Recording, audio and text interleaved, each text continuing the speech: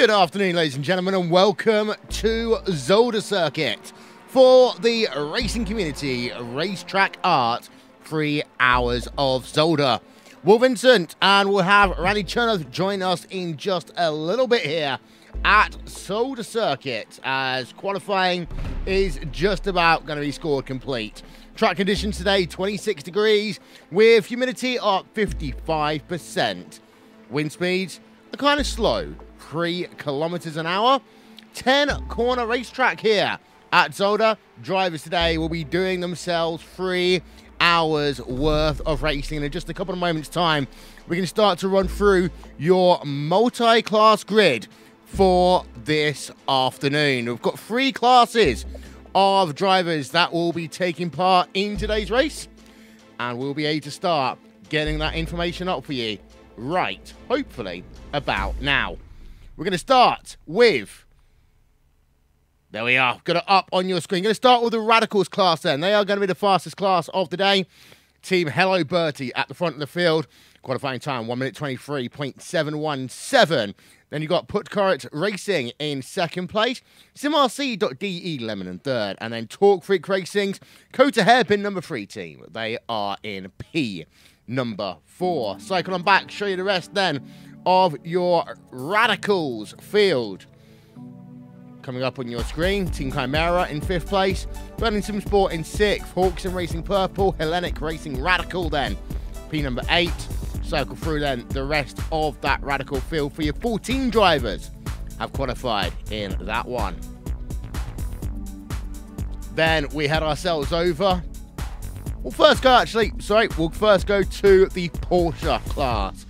And they have got Pure Racing Team Blue with Maximilian Wenig at the front of the field. Birmingham Sim Sport Treble 3 team in 2nd place. And then Fritzy Motorsport Fighting CRC in 3rd. Torque Creek Racing in P number 4. Cycle on back, Hexa Racing Team Treble 9 in 5th place. Hawk Sim Racing Blue in 6th. Hellenic Racing Porsche in 7th. And then Team Chimera rounding out your top 8. There's a look at the remainder of that Porsche field for you. Big field, 17 cars in that Porsche field. And let's finally go over to your Mazda MX-5 field. And you'll see that it is Hawk Sim Racing. 1 minute 47.057. Front of that field, Racing Lines in 2nd with Neil Heckins. Burlington Sport in 3rd place. And then the Race Union QM Motorsports 143 team running out your top 4. 5th place is the Chicane's Wings Motorsports Yellow team. Hawk Sim Racing Green in 6th. Burlington Sport in 7th. And then Drift Department running out your top 8. Just 10 drivers in your Mazda field here today. Want to give a quick shout out then to the guys that get it done for us here on RaceSpotTV and on iRacing Live. First of all, it's one about Hours track cams for gourmets. You can download them now on facebook.com/trackcams. Our overlay designed by Andres Warner and And1 Design. Visit and1design.com for more information. Overlay animation brought to you by Simon Grossman and AppEngineer.in. There will be coverage of live timing and scoring from the second half of this race. Unfortunately, we've got also the Pro Series of Road Racing going on at the same time. We can only use one set of live timing at the same time, unfortunately. And we're the guys that pick the shorter straw. There's a look at this beautiful Zolder racetrack. We're actually halfway down it already, you can see. It's pretty narrow, the run between turn 1 and turn 4. In terms of how much distance separates that racetrack, there's not much. But we are getting ready to settle down for 3 hours worth of racing here. There is your Radicals field.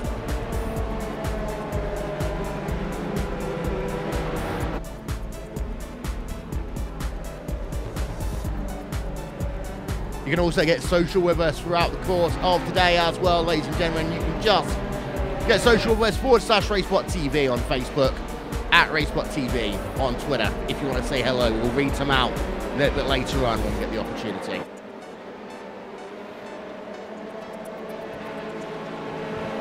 You see the gaps already starting to appear. We'll have a look from our aerial coverage and show you just how big that gap is already. That is a look down at your second class. And already, there's at least a corner's length and a straightaway length, actually, between your Radicals field and your Porsche field. Which will be good for the start of the motor race, but of course, this is a small track, so lap traffic will come into play quite early. Sit back, relax, ladies and gentlemen, and welcome to the 3 Hours of Zolder, presented by RACETRACKART. The Radicals field coming out 2 by 2 at the final corner, and we are green.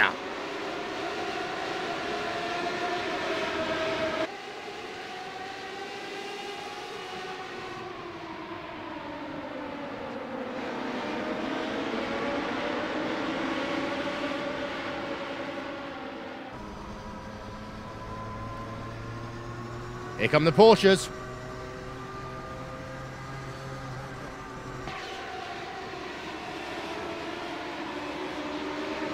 Oh, we got a bump at the rear of the Porsche field. It's at the very rear of the Porsche field, but I think they are going to get away with it. Now we're going to turn our attention over to our smaller Mazda MX-5 field, as they will get the green flag and they get themselves underway here now at Zolder.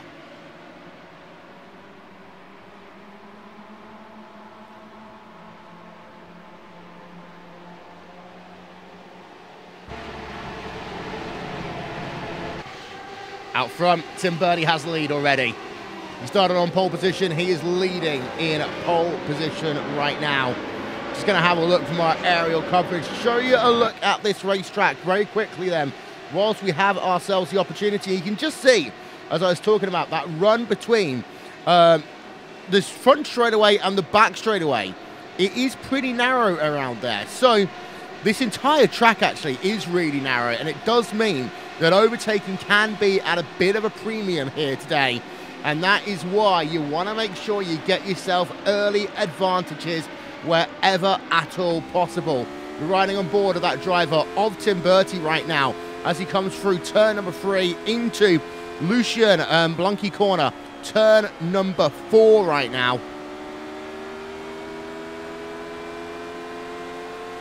Working themselves down towards the clean chicane, turn number 5. It's that right-hander, left-hander, flicking it over the hill, then coming down in towards boot. It's a long, flinging left-hander down here into that corner, and then right, left, then right. This is the hardest corner on the racetrack, and you will have the potential for slowdown penalties here as well. A couple of corners then on board with your race leader down in your Radical field. But let's go back and actually have a look down in your Porsche field for a moment, because here is battle going on for second place right now. And this is Fitzy Motorsports. In fact, we have got something going on a little bit further back, so we'll turn our attention there first. And this is the racingcommunity.de water car in a bit of a battle right now with the Hexa Racing Team car. Go on board. Looks as though the Hexa Racing Team car has been able to get actually a second advantage over just a couple of corners. So, big early moves by one or two of these teams and drivers. The German Disaster Racing Team currently in P number 15 in class, now putting the pressure on that racingcommunity.de car. But to go back further ahead, the best battle you've got going on right now in your Porsche field, the middle class of the 3 that we have today, it is the one that we see right now. Hexa Racing Team 999 versus Hawks in Racing. P5, P6 in class, as they will complete their second lap of the day. And it does actually look as though they're going to be just a little bit close as they head themselves down in towards turn number 1. But not quite close enough. And making moves here can sometimes be at a bit of a premium. Actually, sometimes what you want to do is work the traffic, especially in this middle of the 3 categories, to your advantage wherever it is possible to do so. As we have oh my God, we've got traffic already, and that's what I mean. 1 or 2 people using that traffic to their advantage earlier on. Let's go on board with the driver of Hellenic Racing Radical, trying to make the move there over the Hawks in Racing purple car, unable to do so, as they'll come down into the final corner. Jackie X corner, turn number 10. Complete their third lap of this event already. And this is what I meant. It looked all really good having such big separation at the start of this field between your three classes, but it does mean already the Hawks in Racing Red team, who are your leader in your Mazda MX-5 category, they have been passed by the majority of your Radicals and prototype teams already. So that shows how often and how likely there is to be traffic all the way through this motor race. Hawks in Racing Red, 3.5 laps before they're under pressure for traffic, but they have though. Oh, we're going to car turn around, and that almost took out the Hawks in Racing Red car. Then as the driver tried to turn it around, that almost took out another couple of drivers. That is the Hawks in Racing Blue. No, that's actually another team. Hawks in Racing Blue have just lost it there down at the final corner. So they've lost a number of positions. A couple of replays then we're going to want to show to you.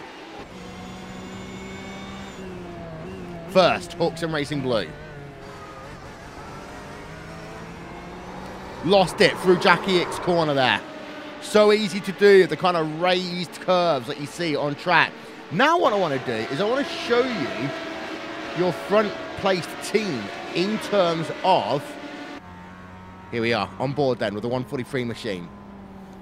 In terms of that Mazda MX-5 class.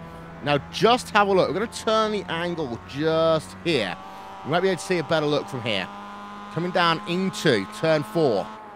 Onto the apex of the corner, and boom, there's a car right in the way of the racing line. That could have been an absolute calamity. We'll get one more look of that one, because it was the 88 machine who was involved. That is the Missile Motorsports blue car.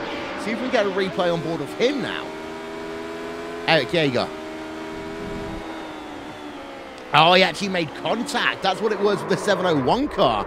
That's what's forced him around. You see, immediately he locks the brakes. Race leader goes past, but then as he tries to move off the track, that's when we have the almost second dangerous situation there. Battle going on in your Radicals class, however. Let's go back to some live action, shall we? We'll have a look. Torque Freak Racing, Coda Hairpin number 3 versus SimRC.de Lemon. Rudolph Nagel currently in behind the SimRC.de car. Tim Clayson behind the Torque Freak Racing Coda Hairpin number 3 machine in towards the clean chicane. Lots of movement of the wheel there for the TFR car coming out of the Jackie X corner. In towards 1 again. It starts. And you see as a consequence, Tim Clayson has lost himself, I'd say about 0.2 of a second through that sequence of corners, just by being very scruffy through the Jackie X corner. Behind you have also got a battle going on in the Hellenic Racing team, but this is the biggest battle on track. Look at them. There's 4 of them going at it right now. Hellenic Racing Porsche versus Dirty Torque versus Chicane Wings Motorsport Blue versus Hawks Sim Racing Orange. They were, for a moment, literally nose to tail, side by side. We're going to see if we can get a quick replay of where they all bunched up. There we were. And that all started because one driver got a slow down penalty by the looks of it. Bunched that entire section up, down into the clean chicane, 2x2, bit of argy-bargy, and the slowdown penalties will kill you at this track. It also bunches up the field around you as well. There's more drafting then in towards turn number 1. Look at that with the Mazda MX-5s. We're on board with the driver of Lawrence Robert, as the Missile Motorsports blue team of Eric Jaeger, by the way, is now on pit road. So the one we saw spinning down at turn number 4 a little bit earlier on, now on pit road, we got a spinner, a drifter off track, number 84, Hellenic Racing Porsche there, causing all forms of issues for themselves and others as they try to work themselves through some of this MX-5 traffic. Not been a good couple of corners for the Hellenic Racing Porsche car. Andy Purrs behind the wheel, going past an MX, and just look how fast actually they go past these Mazda MX-5s. That's what I mean. You always get Road Atlanta syndrome coming in here. You almost will lose 2-3 seconds if you're running by yourself and you cannot negotiate the traffic in time. You've got to be careful. It does give you good opportunity to work yourself through traffic if you are brave, But if you're too brave, then you end up in a situation where, quite literally, your race could be in the kitty litter. On board now with the Chicane's Wings Motorsports Blue. I am going to call them chicken wings at some point. I'm not even going to care about it. Laurent Robert, number 14 machine. 10 minutes of the race, almost scored complete.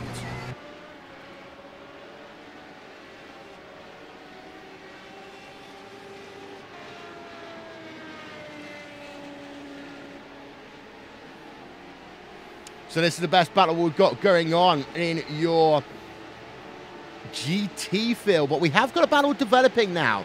TFR, Tim Clayson's, Rudolf Nagel, and Team Chimera. As this is where it gets really scary. We're on board with SimRC.de Lemon right now. They're in the middle of this freeway pack. But there we are, MX-5 drivers that they're going to have to pass. In a few moments' time, it may well be a mixture of MX-5 drivers and Porsche drivers. This is where things will really get interesting.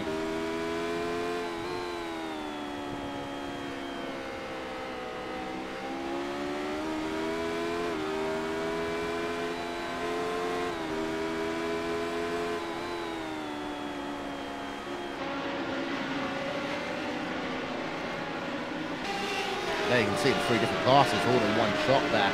Just to let you know, Hello Bertie are still leading the way in terms of your prototype division. They are currently 6.7 seconds ahead of Putcaret Racing. And we have had a pass there for P number 3. And that is because SimRC.de Lemon has had a moment. They are around, and here's a replay.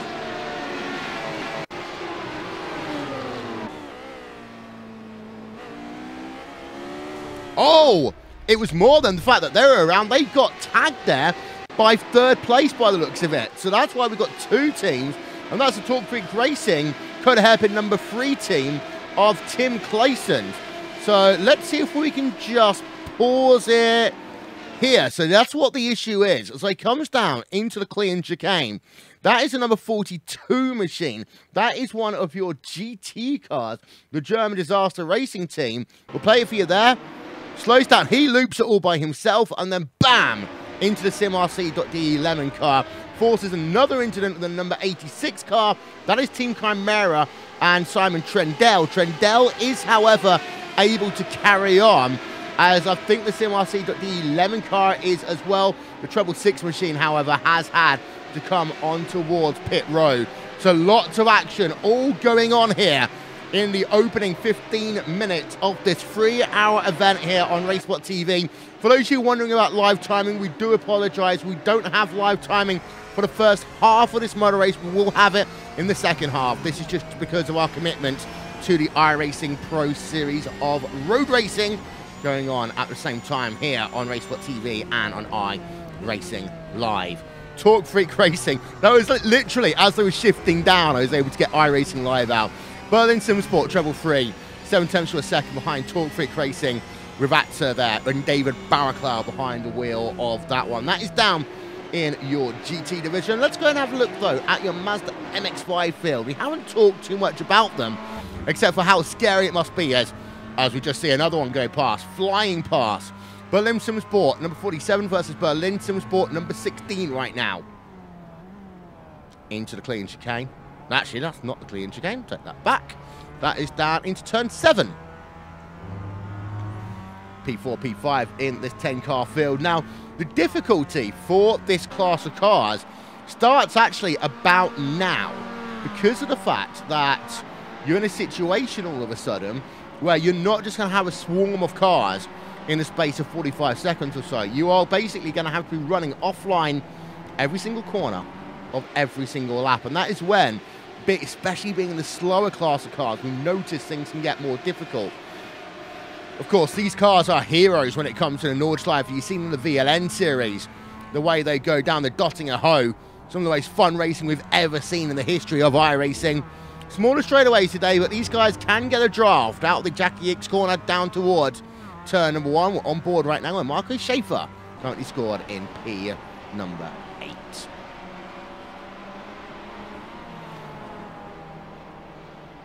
Go back up then to your prototype field, the Radicals field. On board, Hellenic Racing Radical. Pistorius, number 16 machine. looks down to the inside into turn number 8. That little flick there, Jock and Rick corner at turn number 9. The bunch up again, traffic. Got to be careful, you can't get too aggressive through Jackie Ick's corner, even if you are trying to seek an opportunity. Move to the right-hand side to get themselves past the Porsche. Go offline. Now, it is worth noting that in terms of multi-class overtaking, iRacing standard blue flag rules will exist. It's only when you are having class-on-class blue flag rules that you must yield. So let's say, for example, you've got 2 Radicals cars, and they are all, one is trying to lap the other, then the slower car must move out the way. In terms of multi-class racing, it doesn't matter how many laps down you are, it is still the responsibility of the passing driver to make that clean and safe pass. So just the rule clarification for you. Some people, of course, watch a number of hosted events here on RaceSpotTV. A number of you watch, of course, the official events like RaceSpot Prime Time. So different rules in play for different series. Just want to clarify that one for you early on in the day here, as we have now completed 16 minutes of our tours. And already, your faster cars have done 11 laps. That shows you just how quickly the lap times will tick off here at Zolder Park, as I've been told we've got to call it. And let's go back to the Hellenic Racing Radical team. They're getting close again. Behind, we've got an even closer battle, though. We just saw it as we're having a look from our overhead coverage. But it's opened up again. Siratech Esport just getting held up there on the apex of the Jackie Ick's corner, and that cost him a second over the Hexia Racing team, number 66, which means we can now go back to the Hexia Racing team, who are in prime position over in your GT field to try and make a pass. They are struggling to make that pass, though, over Hawks in Racing Orange.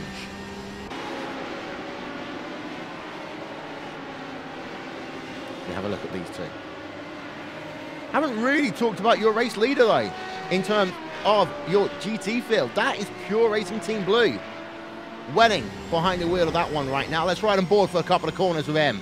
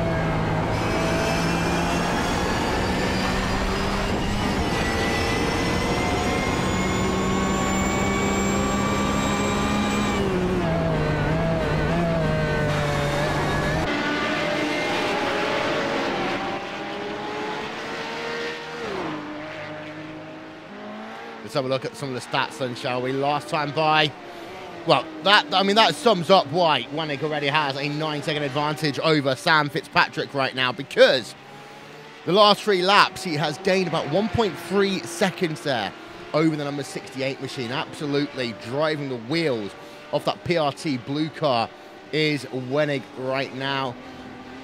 And we expected it a little bit as well from him. I mean, he is a fantastic driver, always has been, but Tim Birdie's doing exactly the same thing right now in terms of your prototype field as well. There is the gap, 13 seconds after a little under 20 minutes worth of racing. You know, the fact lap to 11, Schneider did catch about 0.6 of a second. That was mainly because of lap traffic. We'll see what the gap is, and next time Schneider will come past the start-finish line, and that gap, look at that, 1.2 seconds faster is Bertie. So Bertie is winning overall in the lap traffic game here today. 125.5 last time by for that driver of Tim Bertie, and that compares to his best lap of the day 124.254. That was set very early on. Set early on in this motor race. Let's go down though and have a look at the battle going on between P2 and P3 in your Mazda field right now. That is Hawk Sim Racing Red, Stephen Ebert. And a lot of traffic. Look at that. 1, 2, 3. Now, what Ebert wanted there was for the driver of Neil Heckins just to be pushed offline as they work themselves through turn number 4. That would have given him the best momentum. I said, oh my word, that was close there.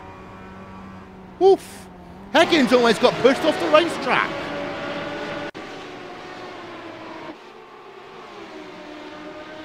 Let's see what we can see. On board with Neil Heckins. Now, Heckins is drifting to the right-hand side of the racetrack here. And that's what we were talking about. I mean, it looked a little bit closer when we were on board, but that's about, you know, half a car width at the most there.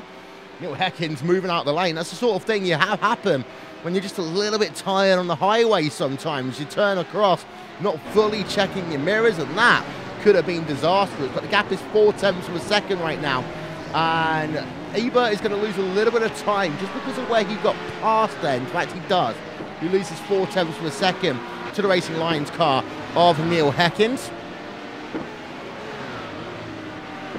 Down onto the final corner. Jackie X corner. Jackie X box, as it's officially known. What I want to do here, ladies and gentlemen, is just take a moment to run through the moves and shakers in each of your fields so far today. Because there has been a lot going on and a lot moving. We want to just take that opportunity to try and show that to you now. But Carrot Racing are your biggest losers in terms then of your prototype battle. We have seen that, of course, as Heckins has now lost second place to Stephen Ebert, as we saw that. We saw it live. We'll try and actually stay with this because it looks as though that Neil Heckins is going to come back down on the inside into turn 4, and he will, or should, be able to keep that. In fact, he definitely will now, because you'll see that number 42 machine. Oh, and around he goes. So he won't keep that position. Heckins is going to lose 1, 2, 3, 4 places there as a consequence. It was close racing, it was tight racing, and then a Porsche comes through. I think that might have been the German Disaster Racing in their second incident today. We need to have a look to see if there's anyone potentially to blame for this one. And coming into the corner, I think, there we are. It was just a bit of a late move, I would say, by the Hawk Sim Racing red car. Look at that. We zoom in and we have a look. Coming into the corner itself. Now, you notice the fact already at the point that Heckins has turned into the corner. He's going down to the inside line. But then, there's that line about there. That's not really enough for a car length from the apex of the corner. It was a bit of a late move there by the Hawk Sim Racing red car, and that's what's turned Neil Heckins around. Let's have another look, if we can, on board with the Hawk Sim Racing red car. That's not the Hawk Sim Racing. There's a Hawk Sim Racing red car on board.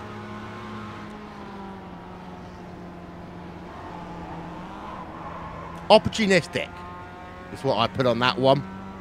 Nothing overly malicious, I'd say, just a little bit too opportunistic, and as a consequence of that, Racing Lions now down into P number 8 in the class. Not good at all for them, as we just see coming back into shot there. These Mazdas are made of strong stuff, so he should be able to carry on without too many issues. But probably the second big incident that I've really seen on camera here today. If we're going to go back and have a look and show you moves and shakers in your Porsche field then, whilst we have a moment. The Hexa Racing team are up 7 places. We've talked about them quite a bit already today. That orange and white 277 car. Apart from that, front of your field, exactly the same as what it started. Fritzy Motorsports up 1 position. Burlington Sport down to 1. And then P4 and P5, well, they are exactly where they started. And then to turn our attention over to your Mazda MX-5 field, up 3 places now for the Race Union QM Motorsports car. Hawk Sim Racing, they are down 1 place. Of course, they were embroiled on that incident a couple of moments ago, as we just had a spinner. That is the Torque Freak Racing Sunset car we're going to have a look on board with. And of course, the Racing Lions team, we talked about why they are down P5 now, 5 places even. So the car incident by the looks of it there for Sasha Lamp and the Torque Freak Racing Sunset car.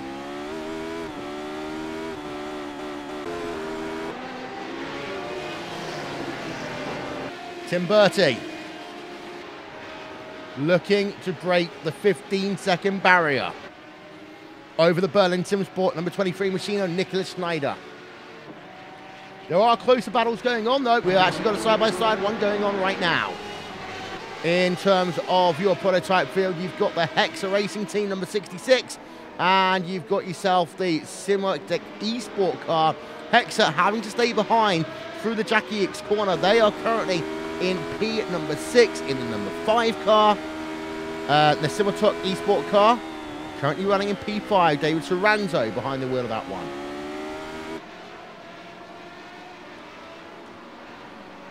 And a move. Look at that, down to the inside. That's a bold move there to put Hexa at one place. A very bold move by them, but they managed to make it stick. These Hexa cars are doing absolutely fantastic today right now. As look at that, they are up now to P number 5. I want to see another look at that one. Let's get it up on the replay.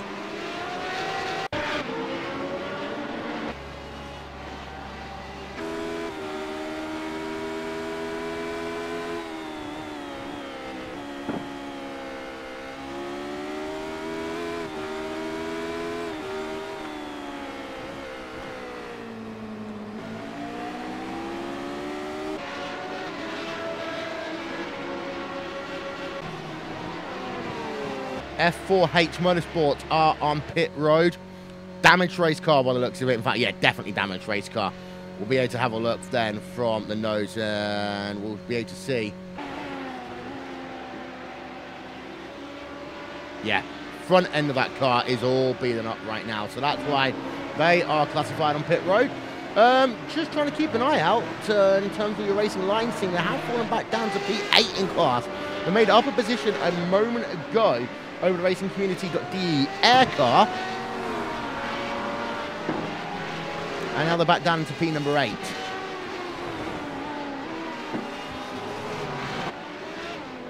That's the best battle we've got going on. Actually, the best battle we've got going on is Hawk Sim Racing Team versus Berlin Sim Sports right now. There is P4 in your Mazda class as they work through. This is turn 3, Canal Corner. You're always kind of on the power very early through turn. In fact, you're pretty much on the power on these slow cars all the way through that corner. So it's really important to keep the momentum there in order to give you, a good line down into turn number 4. One of the things there that you've got to be careful about, you saw Mark Schultz there, just moving out the way to let some faster traffic go past. That's all fair and good. However, you normally say in these types of tight racetracks, the best thing to do is simply hold your line in all situations, because what will happen is you create a bit of a difficulty where you run the risk of drivers not knowing what they're going to do. And we've seen how fast some of these radical cars are coming up behind the MX-5s. You don't know how to be weaving last minute to make a pass, especially if you use the straightaways to just try and, do some adjustments to things like fuel, talk to spoilers, take a strip of water, something like that. Hellenic Racing Radical in your prototype field. They are close now to the rear of Hawks and Racing Purple. We've got the ongoing battle between Hexa and Simotech eSport going on as well in your prototype field. It has calmed down for the most part in the largest of your 3 fields. That is the one that we're looking at right now. Your Porsche field, Pure Racing Team Blue. Wenix does still lead the way in that field. Closest actual battle we've got going on is the Hellenic Racing Porsche car versus the Hawk Sim Racing Orange car. And that's mainly because now these guys have got themselves into a bit of the rhythm. They're not having to pass 10 Mazda cars all in the space of half a lap. They're not all being passed every single corner. So it's allowed that middle pack to kind of spread out a little bit, which in turn will allow the rest of the field to spread out as we get to half an hour here on RaceSpotTV and on iRacing Live. So we're going to step aside for a couple of moments, take your RaceSpotTV side by side. Randy Kenneth will join us here in the commentary booth when we return. You're watching RaceSpotTV from the 3 Hours of Zolder, presented by RaceTrackArt.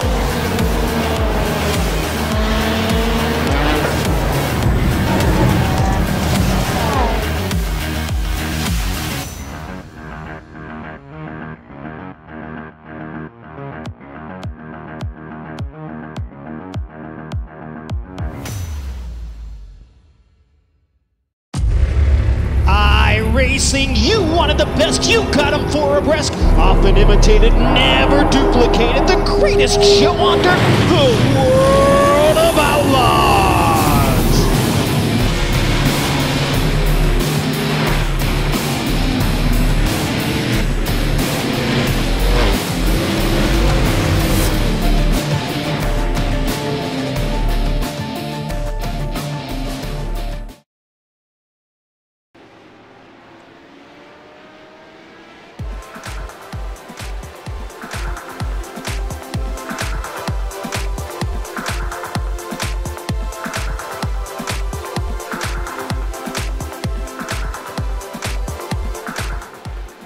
Welcome back, ladies and gentlemen, to the 3 Hours of Zolder presented by RACETRACKART here on RaceSpotTV and on iRacing Live. Let's get you a quick look then at your three leaders as we get a little bit closer now to the first round of pit stops.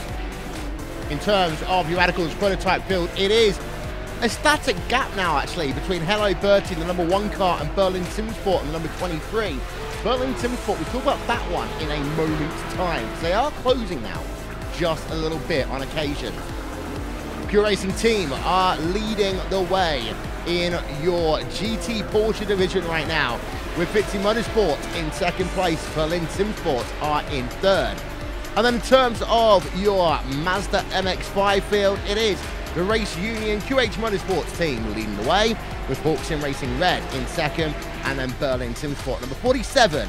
They are the team that round out the top three. Berlin Simsport have actually got a team in the top three of each of the categories here today. We just saw that with swapping for position in terms of your GT teams between your number 14, number 98 car.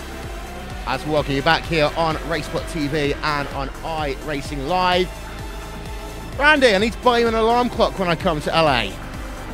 No, the alarm clock worked. It was just set for the wrong time because time zones are difficult. Welcome. Oh, look at that. We've got another one of those free-wide situations. We've got that's the number 16 Berlin Simsport car there that we're just having a look on board with. They were being passed by a Porsche, being passed by Radicals at the same time. No harm, no real foul going on there. But we've got Team Chimera, Simon Trandell, in a battle right now with that number 5 Simmerstock Esport team of David Toronto, getting close to our first round of pit stops. And actually, at that first round of pit stops, you can see the rear end, actually, of that Simmerstock Esport car of Toronto. He might want to get a bit of repairs done to that rear diffuser because it is not looking pretty right now. Chimera, Trendell, kind of find a way past into turn number 7, that left, right, left sequence of corners. Can't do anything there. Can he do anything on the way down into turn number 8? The answer to that question is not just yet. They'll stay where they are for the time being. So, Randy, 35 minutes of this race scored complete. Thank you. Oh, here we go, actually. As Chimera's going to look down to the inside into Jackie Ick's corner. Thank you very much.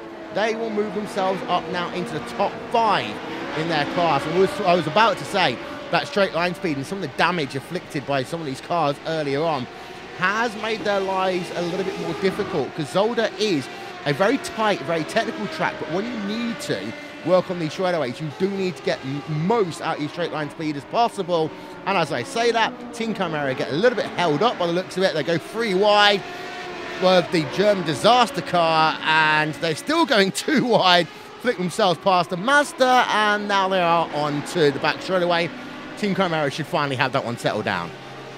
Yeah, I think Simon should finally have that spot finalized. That one Porsche going into turn 1 make things a little bit awkward, but Simon still got good pace, and he'll be looking to drive away from that Simmerstock Esport car now. But yeah, the first 30 minutes of the race, maybe a little bit of disaster, because Zolder is one of those tracks that can be very, very difficult in that sense. We saw that in the Blancpain GT series when they ran this season earlier this year, and it's sort of one of those things that we've gotten accustomed to seeing at Zolder, hasn't it? It used to be a classic old racetrack, but it's sort of fallen out of favor, and really a track a lot of people don't really drive much anymore, especially for the multi-class style endurance races, and especially with the difference in speed between, say, a Radical and an MX-5.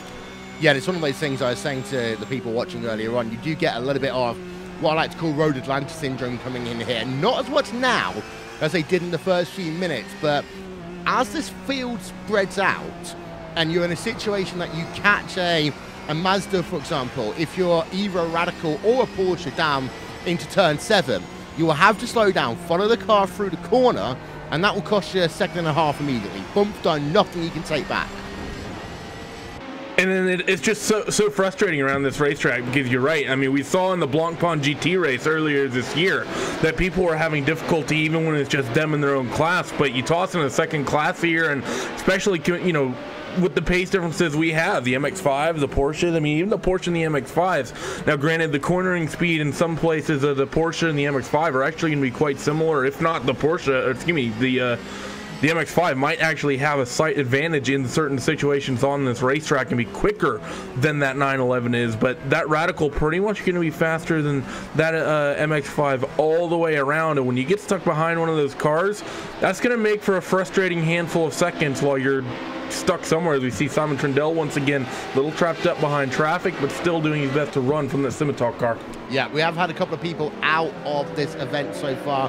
We have got the SimRC.EDE Lemon car on pit road. We saw they were involved in a big incident earlier on today. They seem to have retired that car for the time being, as let's have a look there. They've been on pit road now for 2.5 minutes, so they are going to get someone else into that car, like the Lucas Dolzer by the looks of it, but they are going to be either well down the field, or they might decide to park it for the day and be classified as out. We have got, in terms of your prototypes, 3 drivers out. The F4H Motorsports car are out. They are classified currently P number 12 in class, like 7th overall. Talk Freak Racing goes to hairpin number 3, Tim Clayson. That was the other part of that big wreck we saw earlier on that took out the SimRacing.de11 car, and then the Missile Motorsports Blue team are out from your prototype field. In terms of your GT cars, Reverend Racing are classified as out, and the RacingCommunity.de water machine, we saw them have a couple of issues. They're out as well. Hawks and Racing Blue did fall well down the field, but they are now back on track in that number 126 machine, just trying to work themselves up as much as they can. No retirees so far in the Mazda MX-5 field. Main reason for that is because they are pretty much made out of. you know, God's very, very finest and hardest materials. Yeah, and let's thank the Lord for that, because those MX-5s, we've seen them in the past in various series that they can, you know, be somewhat the bully championship. We do that VLN Endurance Championship all year long when you have the GT3 cars, Porsches and the likes going around with those MX-5s around a place like the Nürburgring. Sometimes things can happen. I think one of the nice things about Zolder, Will, is that there's not really a lot of high-speed sections of that MX-5 is going to lose a lot of speed. You have the straights and sort of the first sector, but outside of that, there's not really a lot of places, say, this Radical can use that aerodynamic advantage it has to put moves on those MX-5s and maybe make the moves in silly places. It's a narrow racetrack, but not a racetrack with a lot of places that high downforce car is really going to have a huge advantage outside of that first sector. Yeah, we've been looking on board with the Hawk Sim Racing green car, Mark Schultz. He got alongside Dirk Frederman in the Burden Sim Sport number 16 car towards turn 2 Canal Corner, and then fell back a little bit as some more traffic goes past, and more traffic, a lot of traffic goes past there. And it's always fun to see, because it's the acceleration, I think. There's 2 big acceleration zones where these, well, 3 acceleration zones. When the Mazda MX-5s, you've got to be most careful.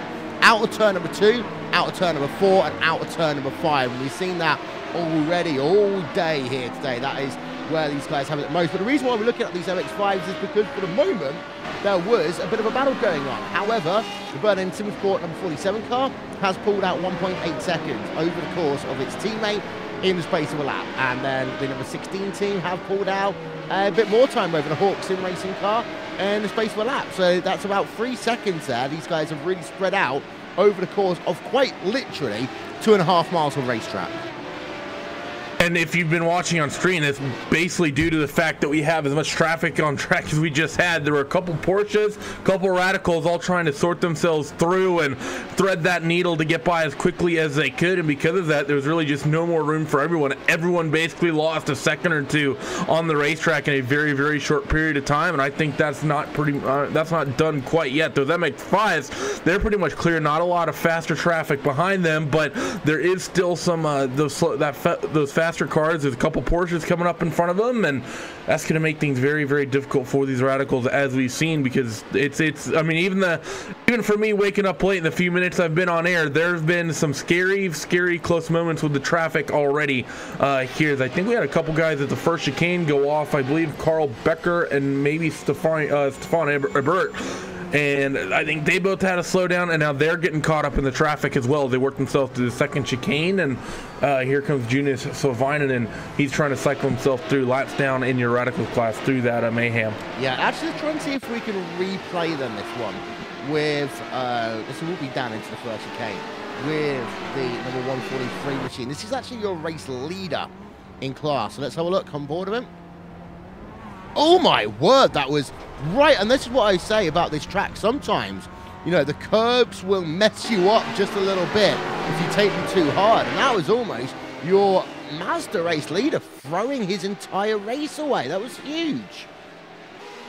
And that's something you don't want to be doing if you're Carl Becker, because, I mean, 3 hours, you're almost, you know, a third of the way into this. And I think Zolder's one of those races where the deeper you get into it, I don't want to say it's going to get easier, but you're going to have a lot of that faster traffic really sort of slow down. Well, not necessarily slow down, but get spread out, thinned out. So you've made it through the most technical and the most difficult part of a Zolder endurance race, especially as the lower class, because over time, those 2 faster classes above you, they've gotten themselves thinned out, and from here on out, while you're probably going to be you might be getting lap on lap more often, so you might have to deal with a quicker car every single lap. At the start of these races for the MX-5s, you had a handful of laps where you weren't getting to put a lap down, and then there was just a huge gaggle of cars. Now, for the most part, it's going to be one Radical at a time, maybe a Porsche and a Radical every so often here and there. So now if you're Carl Becker, you just need to just lap on lap, put your head down. You can probably, hopefully, start to break away over Stefan Ebert in that Hawk Sim Racing red number 124. Actually, no, I take that. Oh, that is for position. I was correct in the first place. Now you should be able to open that gap back up as I say that. A little bit more faster traffic cycling through. Nicholas Hudenrich and Sasha Lamp in the Torque Freak Sunset car and the Racing Community.de Fire car. Yeah, we've just been having a look at the Hector Racing team continuing to be involved in about a third of all the battles we see on racetrack here today. We've also got another car, that's a Hawks in Racing orange car, being on pit road. See what the situation is. This close to a scheduled stop? Well, even if it was, Randy, it would be about 15 minutes early, really.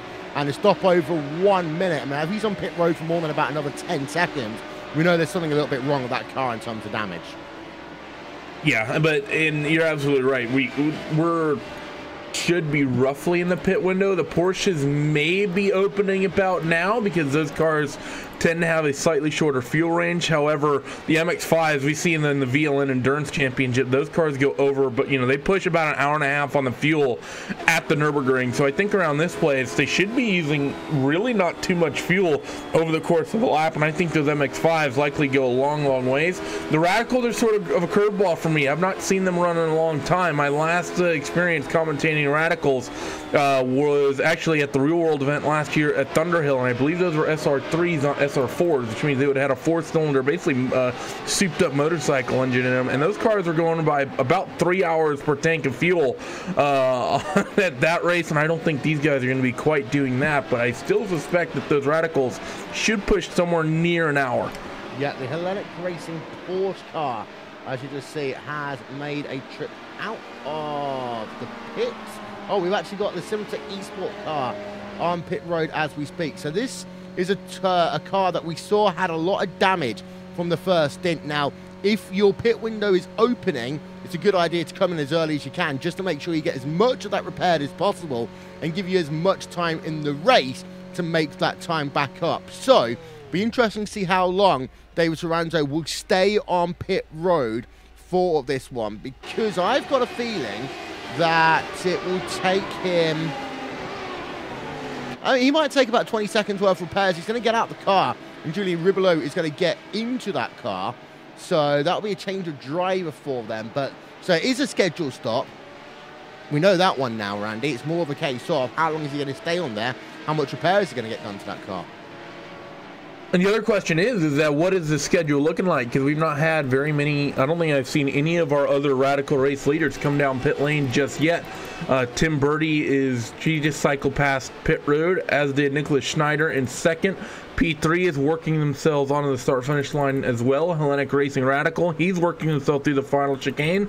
And Simon Trindle, same story here. So no one else coming down on pit lane except for that Simotech Esport car, so maybe a little bit early. Still sitting on pit lane. I don't know if they have a lot of repairs or if this actually might just be the pit stop time on that car. Not a car we often see, so not one we're typically accustomed to, but if it is scheduled, I think you're right, likely scheduled just simply to get some repairs and really not much else, as everyone else still cycling out there on racetrack, and pretty much everyone else in class has cycled through that pit lane or past that pit lane already and not opted to come down. Yeah, he's actually come out now.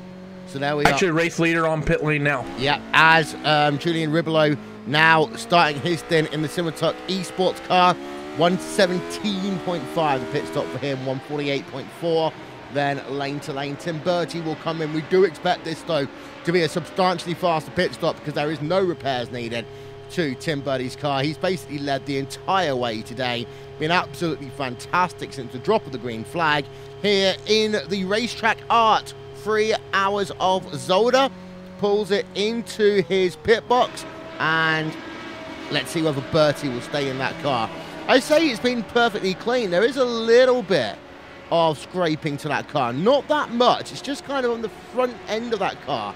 Not enough to really damage the handling too much, but enough just to keep it in the back of your head, especially if you're going to have driver changes later on that will come into play. Just there, as we're looking at it on our screen, Randy. I suspect we're not going to see driver changes from the Hello Birdie team, and no one else is connected to the session on that car. So I think Tim's likely going to do this entire 3-hour event by himself. But yeah, you're absolutely right. Looking at the front of that race leader, that #1 machine, there is a little bit of damage. But one thing that happens around Zolder, because we do have some pretty aggressive curbing in places, is that you will either you can get damage a couple ways. One, you have the classic way of just car-to-car contact, and two, you can actually get a little bit of damage, mostly cosmetic, hopping these curbs, and I would suspect that the Radical is going to be somewhat susceptible to that. It's a very low-slung car, doesn't sit very high above the racing surface, and it goes over those bumps at an extraordinarily high rate of speed, doesn't quite have the suspension travel that the other couple classes have, that most other cars would have. So I think that you're probably susceptible to get a little bit of maybe undercarriage damage, mostly though just getting those bent body panels, and I think that's something we're going to see more and more as this race goes on, as we have a couple of cars in the class with pretty, very similar damage. You look at the 16 machine of Nestris, last name I'm not even going to attempt. He has very, very similar damage, as does actually the new race leader who just came down pit lane in 23. Very similar damage on the front of that car as well. Yeah, indeed. So that is Nicholas Schneider there for the Berlin Simsport number 23 cars. As I said a little bit earlier on, it's worth noting that we actually had a Berlin Simsport car in the top 3 in each of your classes. So Berlin Simsport really coming with a packed team here to this event. As Schneider, based upon what we saw from Tim Birdie, should be on pit road for about another 7-8 seconds, and then he will be classified as going out and away, back out onto the track. 33.5 seconds, so 3 seconds slower there than Tim Bertie, but now he does come back out on track. Now we've got a good marker for pit stop times and when people are coming in. We know that some of these guys will be doing 50 minutes, so that means they'll be doing 3 stops in your prototype field here today. But also worth noting, Pure Racing Team and Wenig, they have just come out of pit road as well in your prototype, in your GT field. They did a 24.9 second stop. They are back out and away. That means you've got a new race leader in your GT field, and that is Jamie Wilson and Team Chimera number 53 car. Wow, Jamie's actually leading a race. This is, I don't know if this has ever happened. But so yeah, I mean, Team Chimera, looking really good right now. Team Chimera Radical is up messing around amongst the top 5, and Jamie Wilson doing the same as well. So that's definitely good to see you out of those two. Been sort of a downer year for team as a whole. Not necessarily bad, but pretty much didn't get the sort of results we wanted either. But talking about that Berlin Esport group, we saw a big race, or excuse me, Berlin Simsport group. We saw a big race from that group as well just this past weekend in the DGFX 6 Hours of Le Mans. Those guys, I mean, it was the same situation, 3 different classes, and they were messing around towards the top 5, top 3 in each of them. I think they had podiums in 2 of the 3, and I know that I'm pretty sure they came with a race win in one of those categories as well. So good to see stuff like that happening, those sorts of different teams, maybe even teams we're not used to seeing, not used to hearing from, having good results, as your Porsche 911 leader now comes back down pit lane, and well, he's not even close to keeping it, as Max Wenig has already taken it back, and Jamie's just barely gotten on the limiter. Yeah, indeed. So you can see that 36 miles an hour as you come down on towards pit road. Was also going to say the Hellenic Racing Team car led for a couple of moments. There you can see he's on pit road. And now that race lead will go back to the Hello Bertie car of Tim Bertie, as we're getting close to wrapping up our first hour here of coverage on RaceSpotTV and on iRacing Live. 34.5 second pit stop then for the driver of Nestoris. Also come back out onto the track. All of your MX-5s have made pit stops as well. Hawks and Racing Red, they have taken over the race lead. We've not been talking about it much, but I think we do need to for the moment. Hawks and Racing have taken over the race lead over the Race Union QM Motorsports 143 car. Race Union came on towards pit road with the overall race lead. Looks as though just a bit of an underfill there for the Hawks and Racing red car was all it took to get the jump over him. So it's only 1.6 seconds faster, as now the 124 car worked himself through some in-class lap traffic. And let's go back to what I was talking about earlier on in this webcast as well. If it is, let's say, for example, a Radicals over a Mazda, then it's a case of, it's the responsibility of the faster car to make their way through. If it is in class lapping, then you must yield to blue flags. That is a real distinction for today, and that is the reason why that Hawks and Racing red car has found it so easy to find a way past some of that lap traffic there, Andy. Yeah, exactly. Now that said, if I'm in an MX-5, I'm not living to the rule of the law of the faster cars have to get that job done, simply because the pace differential between those radicals is so high. If I'm Stefan Ebert, who currently leads the race, if I'm Carl Becker in second, couple of, anyone in the Berlin SimSport cars, any one of those MX-5 fields, well, yes, the rule book might say it's the faster car's responsibility to get through. That's a very, very big closing rate that we're seeing out of these radicals compared to these Mazda MX-5s. I'm maybe being a little bit more cautious than that, letting these guys through, because at the end of the day, this is sort of a one-off special event, and some of these guys, if they think they're going to close a gap, there's no points on the line for a championship. They're just going to go hell-bent for leather trying to reel that gap in. Also, whenever that's the situation, oftentimes it's generally worth just being that little bit more cautious and maybe letting people through in places rather than just saying, nope, you have to do it safety, I'm going to run my line. Yeah, indeed. So number 86 machine is Simon Trendell versus the Hawk Sim Racing purple car of Andre Rafinik right there.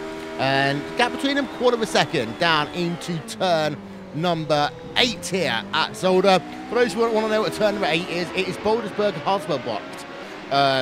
Which is the hardest corner I think there is to pronounce in all of sim racing right now. Gap down to 1/10 of a second. Team Chimera trying to take the inside line into the Jackie X corner, cannot do so. Does get a very good run though off the final corner. That will set up potentially a move into one, but I don't think he's got enough of a draft there. Couldn't get on the power, and now just has to find a way swerving past that Mazda MX-5. And he sort of caught that MX-5s at a weird time. He's able to get a decent run on Andre coming into turn 2, but still not quite able to get that job done. And this is similar to what we saw in that Blancpain GT Championship. Very difficult to make moves, but these radicals punch a very big hole in the air, even bigger than some of the cars we're used to seeing in these endurance-style events like the HPD prototype and the C7, but still nowhere for Trendell to go just yet as they go running down into the Klein chicane, and now they're going to go up the hill towards turn 6 at boot. And because of this, I think that's Trendell maybe getting held up just a little bit behind this Hawk Sim Racing purple car. We got Nestra behind. He's sort of coming into this fight as well, and we might just have ourselves a 3-car scrap for a podium position here in a couple laps if Trendell can't get through cleanly as they're cycling themselves through some more MX-5 traffic. Both Berlin SimSport cars now drop down a spot. Now can Trendell make a move happen down at the hairpin? No, he can't, and because of that, 3-car scrap for the podium. Yeah, and Trendell gets a bit of a better run actually there out of the Jochen corner, but can he find a way? I don't think he'll be able to outbrake into the Jackie X corner, so now it'll be coming down to corner exit. He was better last time by. He's better this time by again. This will give him the run he needs. Side by side then, battle for 3rd place on track. Can he try and go around the outside? Thinks about it, slots back into line. Second stab with a cherry maybe, Hellenic Racing Team. Nestorius coming into play as well, and there's a traffic in the way. We'll say, okay, I'll just try and go down the inside of you into turn number 4. And it does look as though that Team Chimera is trying everything he can right now. He cannot find a way past. These guys on the same stint tyres as well, but it just seems to be that Sim Racing Purple, a bit of defensive driving and luck in the right places. You got a little bit of help there from Carl Becker, just sort of caught him at the wrong time, did Simon Trendell. Because of that, the door he was trying to step through pretty much closed shut in the form of a 4-cylinder rear-wheel drive car that weighs about 8 pounds. So now he's trying to do anything he can to just maintain that gap, which he's done, and he's done a good job of. And I think Simon's best opportunity is to do exactly what he just did. He seems to have a little bit more confidence on throttle than Andre Rochvik, and I think because of that, we're going to see him coming out of that final corners, really set it up, maybe even the hairpin, but he needs to be careful because he's using the curves very aggressively as well, and that's caught him out a couple times over the course of this motor race. And now he loses a little bit of speed at a part of the track that I don't necessarily think is a good opportunity for him. Can he get the power down through the final chicane once again? Yes, he does, but he has to check up a little bit. Now he needs to work the slipstream, and he needs to try to do the same thing. Try to just work a little bit of a cutback through 1 and then get underneath this Team Purple machine as they work through turn 2, because if you can get inside at turn 2, you have the inside line for turns 3 and 4 and a good run down into the first chicane, but he's not able to do it this time. So because of that, these 3 will remain line astern once again. Can he work the draft into the first chicane? Scary passing opportunity, but as I said again, these cars punch a big hole in the air for him to potentially use. But what about the Hellenic Racing Team car, third in line right now. Nestorius, he's staying in line for the time being. Not what you often used to see from Hellenic. They don't normally take any opportunity that's given to them, but they are staying in line for the moment. It does look as though that Chimera are the faster of the three cars. I think actually the Hawks Racing Purple and Hellenic Racing Radical teams are the most closely balanced, I say, out of these three. But Team Chimera cannot find a way of getting past. Just to let you know, there are no other real battles going on track right now. The Burning Simsport teams in your Mazda field, they are separated by pretty much nothing. But that's the only battle going on, and those two are teammates anyway. So we're going to keep it with this for a moment. Lap traffic into the Jackie X corner will cause a bit of difficulties for everyone involved. But not for Simon Trendell. He will move himself to the outside. He gets a better run out of the Jackie X corner. But can he clear that driver of Andre in towards turn number one? Can he get the line? Oh, yes, he can.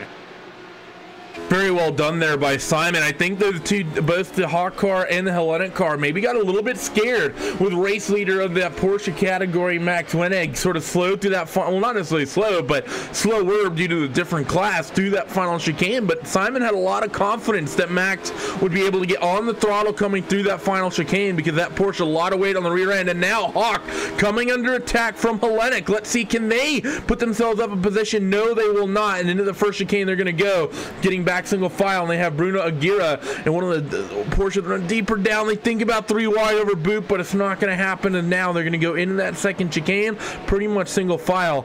But Max Wennig doing a good job, at least for Trendell, getting on the throttle early, did what that Porsche does, which is make rear traction and come squirting off the corners very, very quickly. Because of that, Trendell able to get it, dive down to the inside, and get through now into that third place. And look at the gap he's already opened up, already out to about a second and growing still after getting that job done. Yeah, closest battle we've got going on in your Porsche field right now is the Hexa Racing Team Trouble 9 machine versus Torfik Racing Rivazza with David Barraclough behind the wheel of that one, and it's Jonathan Lebram who is in the Hexa Racing Team Trouble 9 car. We talked quite a bit about Hexa. They've got 2 cars here today. They've got themselves the Trouble 9 car, and then they've got themselves also the 277 car. It's a 277 we've been talking the most about in this murder race, but we've also got another team car in there battling it out with David Barraclough and Torque Freak Racing.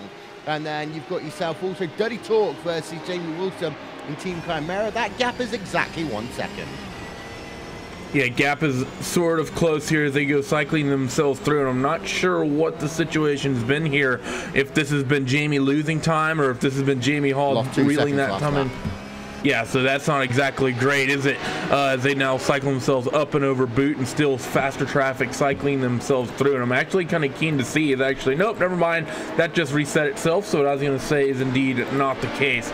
But Jamie trying to do his best to open this gap up best he can. And we'll see if he's able to do so, whether or not that 2 seconds was a fluke or if he's going to be able to maintain this spot here till the next round of pit stops at least.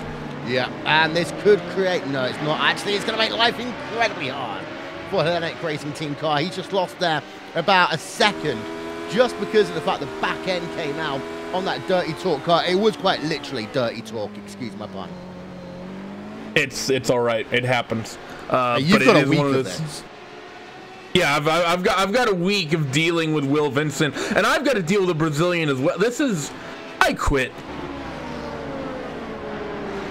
It'll be a fun week, though. That's a good point. If we actually get to do any commentary. Well, it'll be a fun week regardless. Yeah, indeed. So, Berlin Simsport, the 2 teammates then, still line astern, still just driving out. I actually think at this point the number 47 machine hasn't got magic grip hacks. He has magic string attach hacks. They've just got a piece of string between the 2 of them. Actually, it's just a 47 driving. Number 17 machine's just sat there in the car doing nothing right now. Maybe having a steak dinner.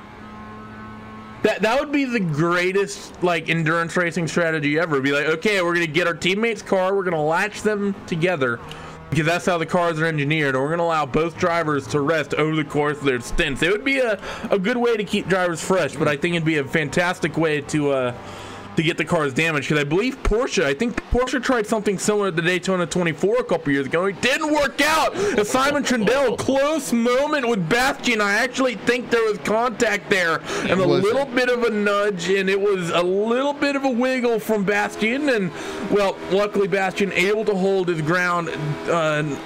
But my oh my, that's a scary moment for the 47 machine off of a very close incident down at braking at the hairpin. You know what we haven't seen a lot of today? Flying pigs? Flashing lights. That's a good point. It's been surprisingly light on the flashing light game here today. It is one of those things that I think when it first came out, a lot of people were just super excited to have it, and they just essentially taped their button down. Yeah. And it's just sort of gotten to the point, because it is one of those things where, at least at night, it doesn't quite illuminate other drivers' cars the way it should. It doesn't. It's sort of hard to describe, but there is some situations where, at least for me, I found it not as noticeable as maybe it should be. Oftentimes I see people are flashing their lights already well after I know that they're coming.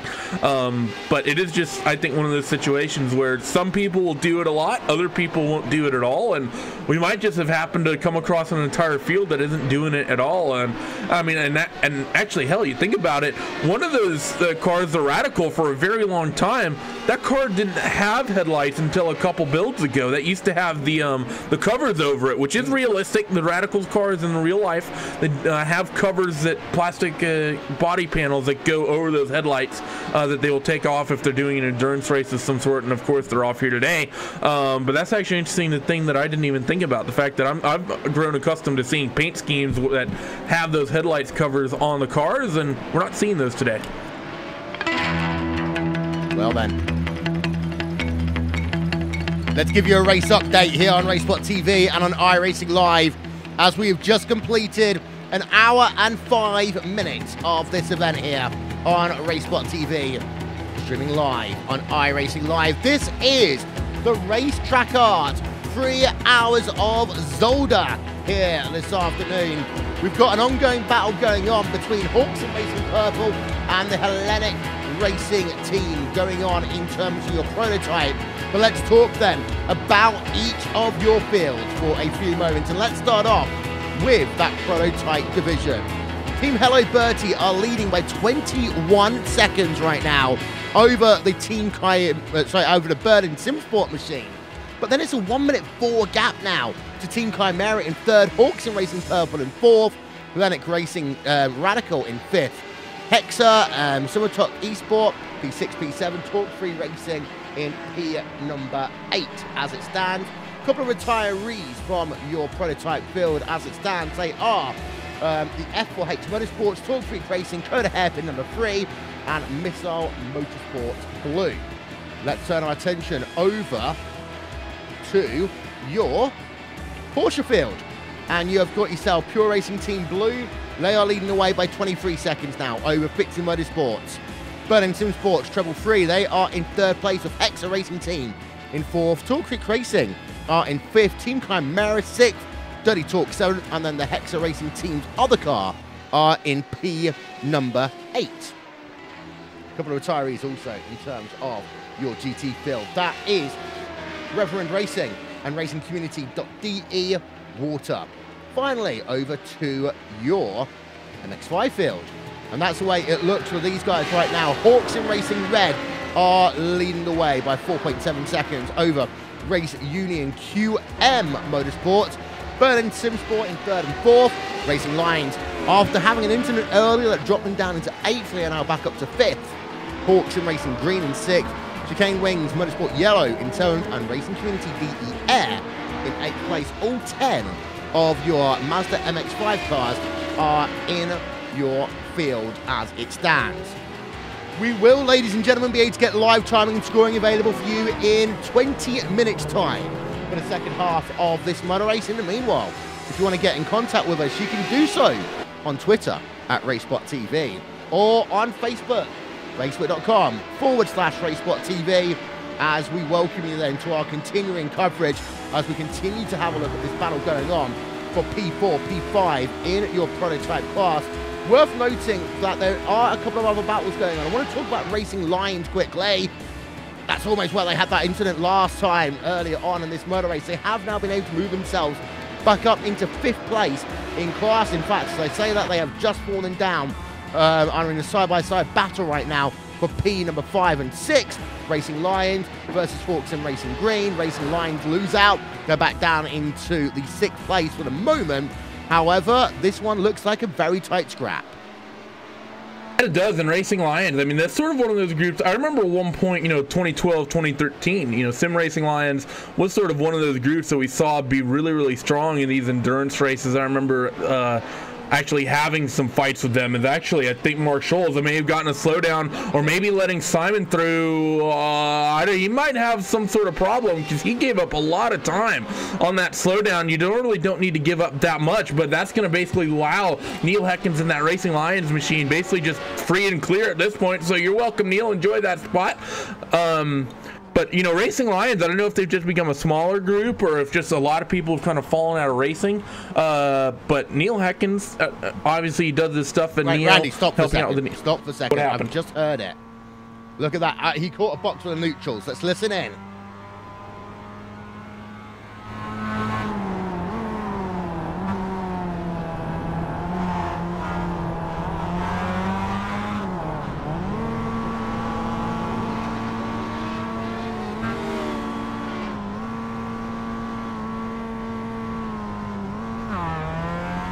Yeah, he caught a box on the neutrals there, Randy.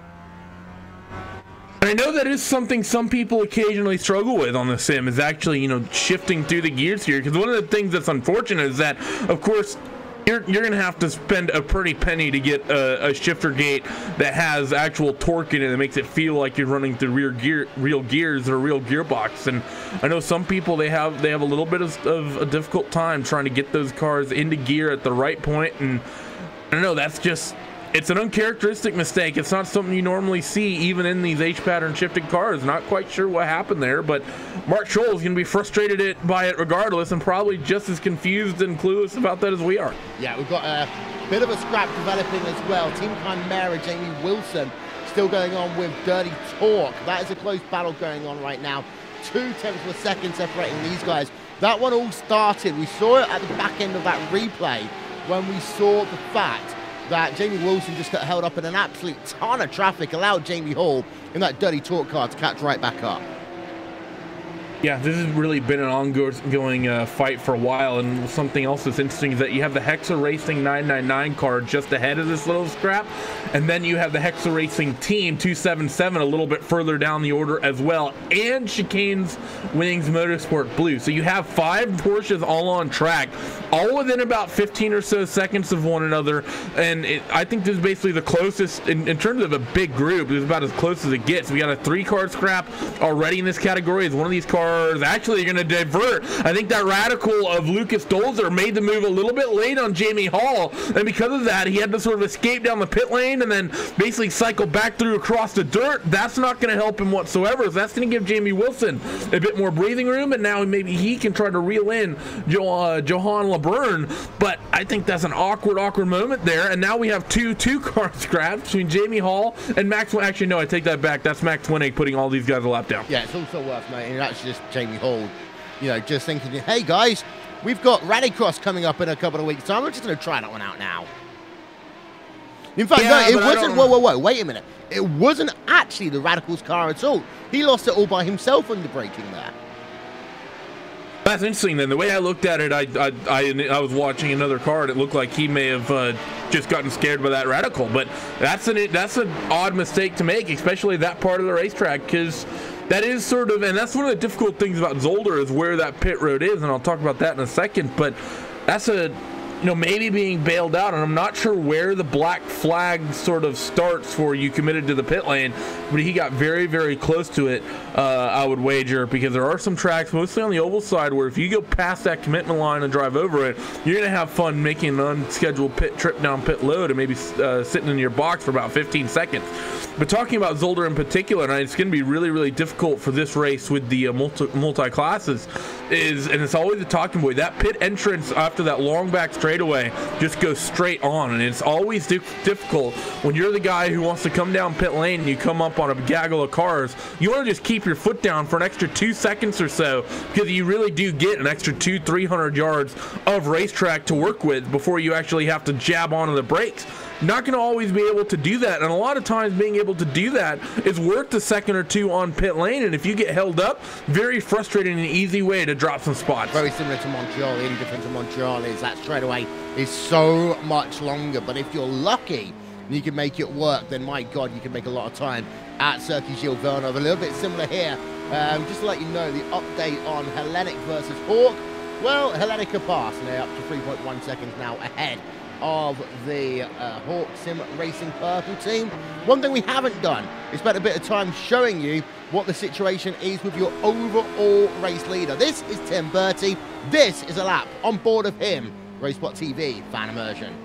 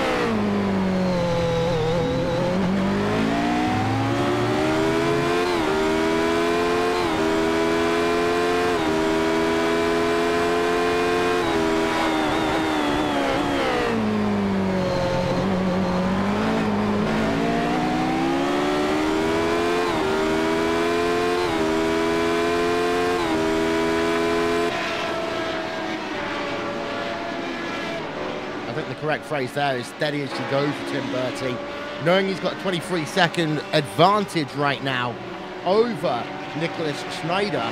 And I think that's been the thing for Bertie all day today. He got himself out to that early lead, was 15 seconds ahead after 15 minutes.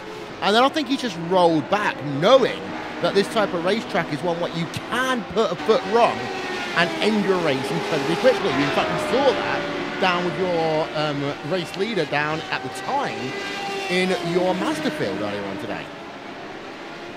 Yeah, and it's a good decision by him to do that. Just basically stay out there, be calm, don't force anything, and you really just, it's a good way to pick up a lot of spots in these radicals and maintain race gaps. You have to be very, very knowledgeable and very patient about how you work these cars. And another driver who used to be so good at it in this car is Jesper Pedersen, virtual Apex driver. Remember, I think he's won basically every time a radical's been in, I think the Targa Virginia or the Targa Series, he was basically the favorite in that radical class to come away with the win. And he's racked up a lot of big event wins in this car. Now, unfortunately, the radical has sort of fallen out of favor, and virtual Apex, I believe they still exist, but I've not really seen them run very much at all, these in the later seasons. But Pedersen, back 2013, 2014, in towards 2015, very, very exciting run every time around winter to watch him in these radicals. He would just dominate these events.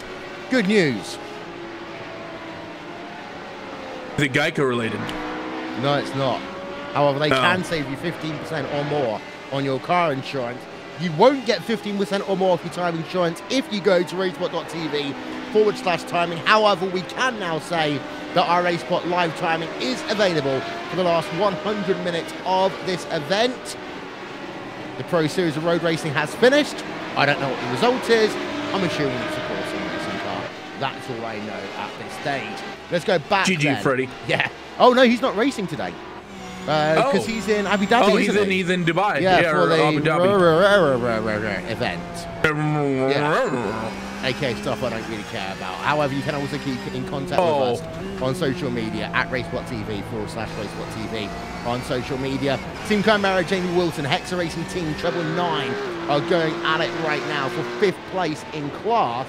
I still want to keep an eye out on that conversation. Oh, we got a car spin around on the exit of turn 3, and they're cycling through. Who is this? 701 Racing Community PE Fire. To be fair, they're at the bottom end of your field and class anyway, so it's not going to be that big. Oh, they solo spun. Everyone did avoid them. That was the important thing tonight. Yeah, and I saw a car spun around there, and normally a car doesn't go around at that end of the racetrack unless it had a little bit of help, and it was almost a point where not everyone was able to avoid them. Actually, Carl Becker, second place the MX5 field, he had a very difficult moment because Simon Trindle was going around him on the outside, and he basically had to just check up. The timing didn't quite work out. He had to maybe get on the brakes a little bit. Excuse me, just to thaw himself to the left-hand side, but still very good to see that a car spin around there. And actually, that's another one of those corners where typically when someone loses it, it's actually very difficult to not hit anything. The walls are very close, and that is pretty much the highest speed corner on the racetrack, especially for these cars like anything prototype, radical, you know, they carry so much speed through there. It's good to see someone make a mistake like that and still be rolling with really outside of burn up tires and a little bit of hurt pride. No harm, no foul. Well, it would be even more special, except we had one earlier on today, but you know, you were too busy being asleep. Yeah, you can thank time zones for that. Yeah. Meanwhile, let's go down and have a look. Just trying to find the closest battles we've got on film. One thing I was about to talk about before you so rudely interrupted me was I still want to keep an eye out on this mid-pack in your GT field over the course of the next pit stop. We are about 15 minutes away from pandemonium on pit road once again. And Hexa Racing Team, Team Chimera, Dirty Talk, and Hexa Racing Team's other team, car the 277. I think that these 4 drivers are going to stay very close with this pit sequence, and we are going to see moves depending on what their lane-to-lane time is, because last time around it was, I'm just going to work through here from Hexa, a 123.6 for Hexa, 123.6 lane-to-lane time here for Team Chimera, 126.5 for Hexa Racing Team's 277 car, 121.4 however for Dirty Talk. They put in 5 seconds less fuel, so they might slip back a little bit, and 126.4 for the Chicane Wings Motorsports Blue team. What that really means here was that out of everyone, Randy, no one really gained or lost much time, but as the fatigue will kick in, driver changes will kick in, we might see some more adjustments. And that's one of the big things that you have to, you know, even just for this 3-hour race, this multi-class 3-hour race, you have to just think about those sort of things, about adjusting yourself mentally over the course of this race and really what you're going to do on pit lane. And it is one of those things where you can see times kind of fluctuate on pit road. There are some variances based on how you pull in the box, and we know the fuel fill rates will sometimes be altered, and same with the tire changes, but it is one of those things where they pretty much will generally equal out, and mostly it's just a decision that the teams themselves make through and through, up and down the field. Actually, interestingly enough to me, I don't know if you're noticing this, is this something they can do on the Porsche? There's like an interesting yellowish tint on that 14 machine's windshield that I don't think I've ever seen on any of the other cars before. I think you're right, actually. I think you are completely and utterly right. Yeah, I just looked at another Porsche, the 98. The 98 doesn't have that. I've never noticed that. And the 703 is darker, so apparently you can edit. I didn't actually know that. Yeah, interesting. Just to let you know, we have just lost our stint time to be lost as well. We have got it back finally. We did just lose, unfortunately. Oh, race leader just had an incident at the second chicane. Actually, no, I take that back. Okay. Tim Burney dodged the incident. It was the same car that spun earlier, I believe. Who was that facing the wrong way? I can't tell. Carry on, I'll figure it out. Sorry, apologies. We did also just lose our live timing and scoring for a moment. That's probably what caused the issue. But we are back on track here. Let's say these guys have done 57 laps in this event now. Those Tim Burney, your overall race leader. And we, of course, are keeping an eye out on all the battles that are going on track. Worth noting that your Hawks and Racing Red team out front now in your Mazda field here, Randy. They have started to really flex their muscles and pull away a bit from the Racing QM Motorsport 143 team. And that gap now is up to 6.3 seconds between them. Yeah, those guys doing a good job to already break away. Update on that incident I saw, the 128 machine at the second chicane just had a clumsy little self-spin, and Tim Birdie had to go off the racetrack to avoid it. I actually just clicked on Birdie's name, and I saw him off the track, and a car spun behind him, so I assumed he was involved in the incident. He just took evasive action, but he's otherwise okay. Actually, talking about their Pro Series, and maybe this is a little spoilerish, but I'm seeing a driver that's queued up into the interview booth on the RaceSpot TeamSpeak server. We might have another little wannabe Sturgios coming through the ranks. As Bobby Zelensky, NPAS driver, he's apparently doing good enough to turn up for interviews in that F1 qualifying series.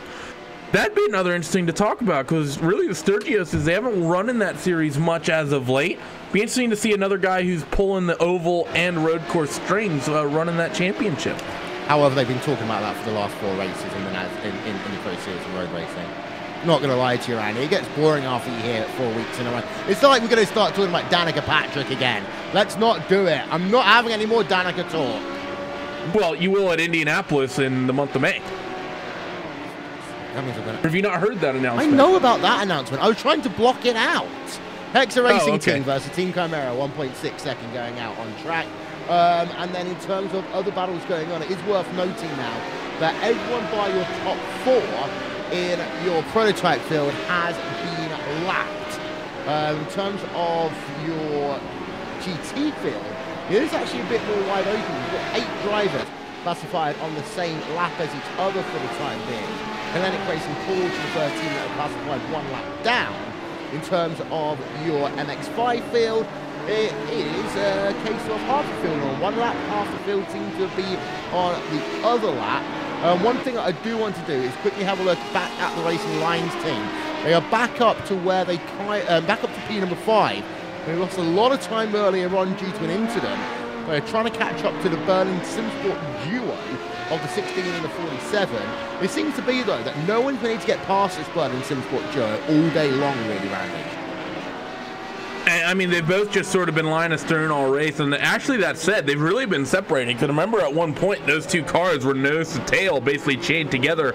Now that gap's out to a handful of seconds as they work themselves down the front straightaways. Faster traffic, Jamie Wilson, and as well as the car that's chasing him down, I believe it's the Hexa Racing Team, cycle themselves through. But something would have happened to those 2. I don't know if one of them had a spin or what the deal is, but Dirk Fetterman, actually, and he was the second place car, wasn't it? It was the 47 of Bastian Solman, I believe, that was leading that little train. So not sure what happened to Bastian, but he's lost some time, hasn't lost a spot yet. But actually, I take that back. Neil Hecken is about to say was pushing hard, trying to reel him in. He is on pit lane in that number 41 Study Portals Neo Endurance machine. I also want to say, when is a handful of seconds 7 seconds? Is this something you need to tell me? You'll find out in America. Okay. Neil Heckins is on towards pit road then to start what will be his penultimate stint. Now, this is where it gets interesting. Because he's coming early. He's going to have to do about 48-minute stints now towards the end of this motor race. Other drivers, the longer they go, they can either make the choice of doing long 3rd stint, short 4th stint, or just carry on trying to separate it down into equal stints wherever possible. And that is where our strategy differences will start a bit more. Neil Heckins then going to complete his service, 27.2. So he'll be going out and running some more laps, and that is one of the interesting things to think about it for these guys, because it is 3 stops, and it's actually really good to see, because one of the things that I don't want to say I've gotten frustrated with, but it seems to have just gotten the usual, everyone talks about the endurance races and strategy and blah, blah, blah, but a lot of these sort of cars and combinations on certain tracks, they just sort of go for an hour and then come down pit lane. You can see that in the GT3 cars, see that in the GTE cars. The only cars that really aren't like that tend to be the HPD prototype, and really, that's about it that we normally see in these sorts of events. And it's good to see to have an event. Well, one, the MX-5s have always been like that because they go well and truly past the hour. So you get a similar aspect, just to a different point. but it's always good to see these cars that can only go for about 40-50 minutes on gas. And you know, even I know this race, some of the cars are indeed fuel limited, but it just always makes things more difficult in terms of strategy, because you really have to think about it more, about, okay, when am I going to come down pit road and how am I going to come down pit road, versus, oh, I'll come down at the hour and I'll fill the tanks up and I don't have to think about this for the entirety of this 8-hour race.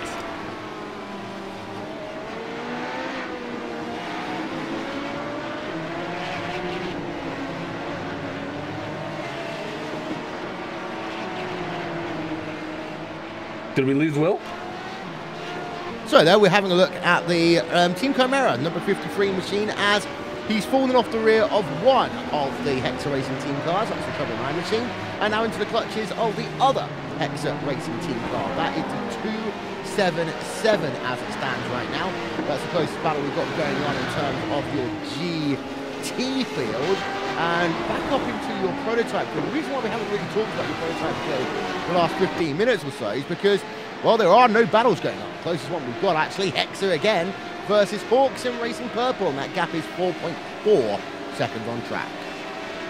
Yeah, they're working themselves down the front straightaway right now, and Andre's already into turn one, whereas that Hexa machine pretty much hasn't even begun braking for the corner, so bit of time there between those two, unfortunately.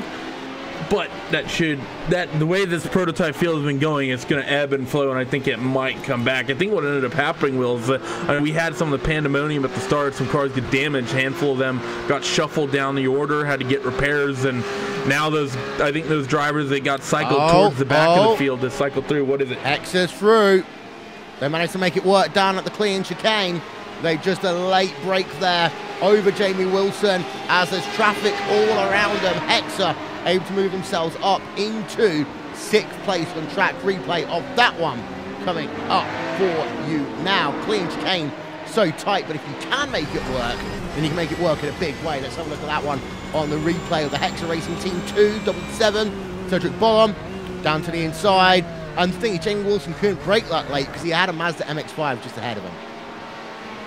That's actually well done with that 277 machine, and you know, you're absolutely right. Just an awkward situation on the racetrack for Jamie Wilson, and he just got on the brakes, and that 277 machine just able to get on it that much better. Well done, well timed move, and Jamie's now going to fall back position. I know he's going to be frustrated about that, and now let's see if he can start going, because he's been falling back ever since we started talking. We talked about the pit stops happening, and he was leading the race, and he's just nothing but disappoint us ever since. Yeah, indeed. So Tim Burton does still lead the way overall in the field. Top 3 in each of the classes then.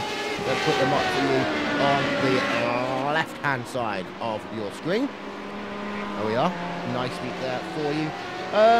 We've got Fitzy. They are on pit road from 2nd place in your GT field. So that is definitely interesting. We got another MX-5 on pit lane as well, so we're coming and walking back into this sort of second phase of the pit stops. And well, we're basically, I mean, we're at the half distance actually. It's 1 hour, 30 minutes, and 23 seconds scored complete when Tom Birdie last came across the pit lane, the start-finish line. And now we're gonna have basically another minute or so on it as he's coming down the back straightaway right now. But half distance, pit stop number 2, and basically gonna go for about 45 minutes from here for everybody, and you should be able to make it. So penultimate pit stop's happening now. Yep, Sam Fitzpatrick.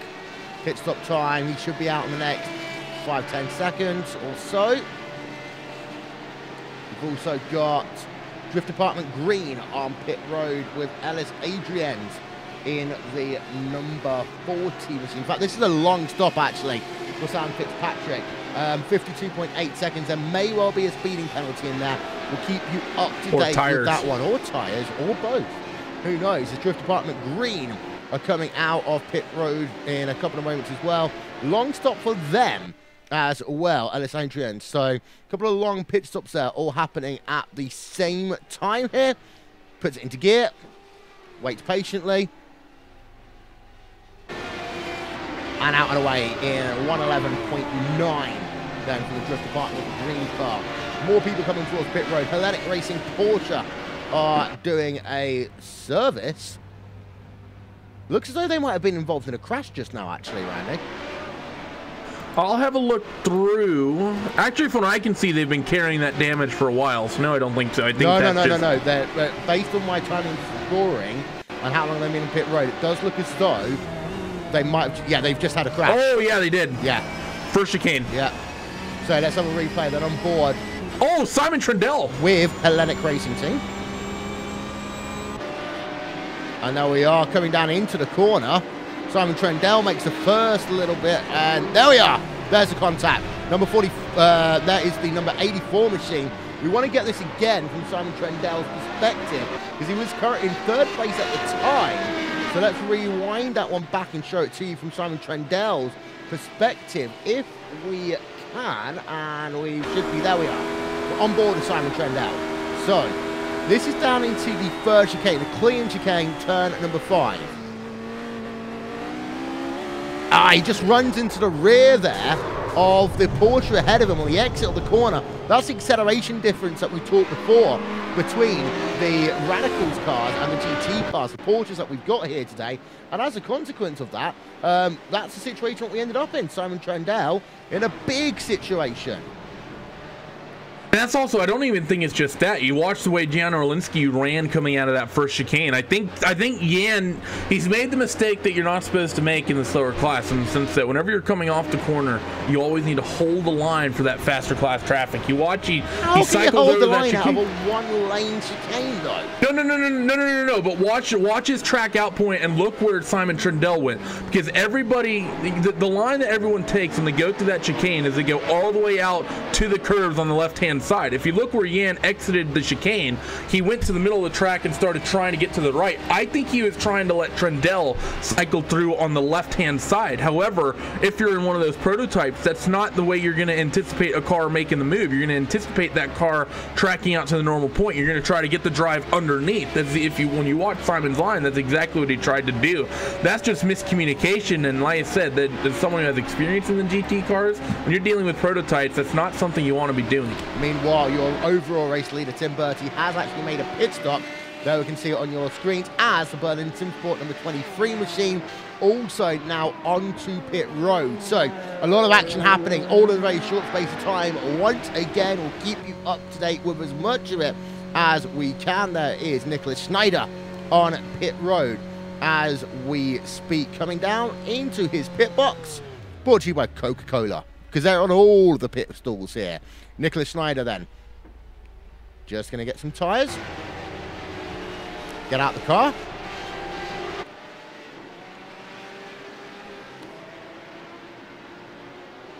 and maybe someone else is coming in, who knows. Maybe not, maybe rip them. Yeah, maybe indeed. So we'll keep a half eye out on that one, see what the situation is with that one. That means Tim Bertie is back in the race lead overall here.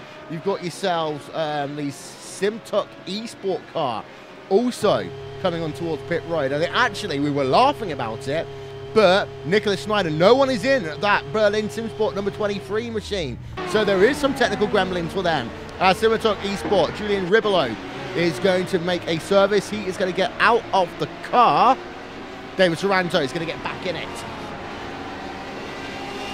And he just DC'd. Maybe Nicholas went to go and get a Coca-Cola. I don't know. There's no one else in the session even registered under that car, so I don't know if he's just calling it quits for some reason. So Coca-Cola trucks, that's the best, you know, it's Christmas. Yeah, that is true. That is true. Santa advertises for Coca-Cola, therefore you know it's good. Yeah, indeed. So there he is, out and away then for David Taranto. 33.4 seconds. And he's back out onto the track. Can I just say as well, very short pit stop for Tim Bertie, 28.4 seconds. We'll see the consequence of that one in a few moments' time, as there we'll see any moment now. There we'll see David Taranto back out onto track. So Simon Trendell, the good news for him is he is able to carry on after that hit. And these Radicals, they can take a bit of a beating, can't they? They are sort of club cars, and while they're not the most sturdily built things in the world, because they are at the end of the day meant to be fast track cars, so they are light. They are a little bit more well built up than, say, a prototype of, an HPD. Yeah, Yeah, because those cars, they're trying to push the limit so much higher, where these cars are built to a spec, and they're basically just like, okay, we're basically selling these guys to rich dudes that have encountered a midlife crisis and want to go really, really fast for as little as possible, and there's a very good chance that almost all of these cars are going to get thrown into a wall or into an MX-5 or 911 or something at a track day. So let's just build this up a little bit so that when they inevitably do destroy their pride and joy that they take to the track days on the weekend, let's just make sure that the damage isn't too bad. So because of that 86 machine, because it was a pretty hard hit that he had into that Porsche coming through that first chicane, it's actually done quite well to not damage that car any more than it potentially could have been. Yeah, indeed. So I like that midlife crisis analogy, especially the sort of people that will probably go and buy a radical track car, spend all their money, then realize, wait a minute, I've got to buy own brand pop again. As the Hector Racing team versus Torque Freak Racing with AXA, 1.4 seconds is what separates them, and the ass being kicked out there by the Hector Racing team car, doing a little bit of a wiggle, bit like a cheerleader in the Iron Bowl later on today. Actually, I can't go down this route because Brent Musburger did this about 6 years ago, I think it was, lost his commentary job at ESPN as a consequence, got moved down to the SEC network. So I'm not going to do that one. I'm not going to the SEC network, I promise everyone.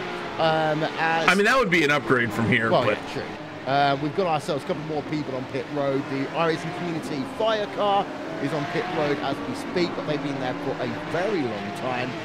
We do expect to see most of your Porsche on pit road in the next 5 minutes or so, however. Wenning is still leading the way. Wenning now almost a minute ahead of your field. That's incredible. We've seen this from this pure racing team group. Wenning. Yeah, Max Wenning. Yeah, it's okay. But we've seen this from this pure racing team group, especially in these Porsche fields. They dominated the VLN Endurance Championship, and really they've sort of opened it up on a couple fronts, haven't they? Because we've seen a number of teams kind of fall away from that HPD prototype, because Coanda used to be the prototype team on the sim. They've since fallen away. Radicals had a short stint while Jeremy Boutouloup and Mac Backham were at that team. I almost said Max Benecke. That was just nowhere near correct. While they were at that team, Radicals had a short stint where they were very good in the prototypes, but both those teams, well, Radicals has fallen off the planet, and Coanda has chosen to essentially become a GT team, fielding 2 GT cars in Neo and not a single prototype. Pure Racing team, they've really picked up the reins in the prototype division. They do the same thing in the Porsches. They're the Porsche a big event. These guys are in it, and they're oftentimes the favorite. Like I said, we've seen them in the VLN Endurance Championship. We've seen them in a couple series as well, and the likes of Wennig, the likes of Pat Wolf, Mac Benecke have been in these cars before. They sort of are the go-to group in this division, and really they're just generally the big events I've seen, the quickest guys in these rear-engine cars day on day, week on week. Yeah, we've got more people on pit road. Hector Racing number 999 now on pit road. Simon Trendell on pit road. It is a very small, very tight pit road here. The number 124 machine from is on pit cars road. Of all classes on pit road. All in the same place, all at the same time, quite literally. Such a small pit road here that people are literally showing pit road. As we have got ourselves Pure Racing team from the race lead. Wennig is on pit road. The schedule stop for him is, well, I mean, schedule stops, I think, for basically everyone cycling through. And I think actually this might be a good, we talked about Tim Birdie coming down pit lane a handful of laps ago. I actually think when you have this sort of situation, putting yourself off cycle, especially when you have a 34-second lead the way he does after the pit stops, is a very, very good thing to do. Because what you end up happening is that you have so many different cars coming down pit lane right now. Just come down a few laps early, and what ends up happening, you skip all of that traffic and all that nonsense that's on pit road. Makes things a little bit more, much less hectic and really just a little bit simpler. And especially at a track like this, really one extra lap of fuel around here isn't of much consequence the way it is at, say, most other racetracks. Think about a Sebring, or Nürburgring, not the Nordschleife, but the GP circuit or Road America. One lap of fuel isn't much here because you don't burn a lot of fuel. You just, by default, you save gas very well here. So coming down that extra handful of laps early, I think more than worth it. Wennig is out the car. Jonas Wallmeyer is now in that number 71 machine and will be for the last 1 hour and 17 minutes of this event. And just having a look through, the two Hexacars made pit stops identical times. However, the treble 9 machine was a second slower lane to lane overall. Barracloud and Team Chimera haven't yet pitted. Sorry, so that is Talk Freak Racing and Team Chimera. They haven't pitted yet in the GT class, although that does mean that we've got almost everyone having cycled through. Hellenic Racing, Radical have not yet pitted in your... Oh my word, that's going to be close for them. In your prototype field, but this is what you were talking about. They're going to come in now. It's going to be close for them, and they do, but they have to get on. They have to tap the brakes, and that cost them about, I'd say, half a second there, Randy.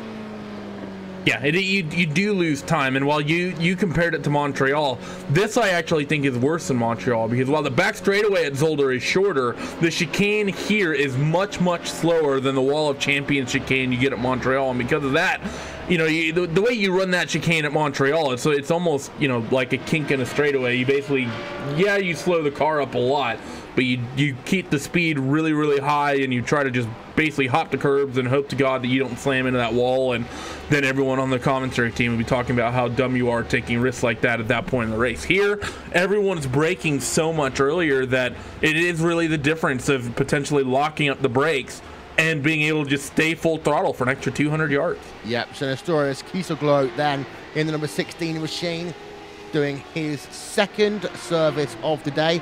No one else looking as though they're going to get into that number 16 car. So Kiesel then is going to come out and do his third stint, 1 minute 0.3 end to end, 28.8 second pit stop. I was talking about the fact that I thought that Tim Bertie's pit stop was faster than anyone else. A lot of variance in the pit stop times here this time. Bertie 28.4 for Team Hello Bertie. Team Chimera and Simon Trendell 29.9, 28.8 for Hellenic Racing Radical. Hawks are Racing Purple, however, 35.9. Hexa Racing Team 66, 31.2, so on and so forth.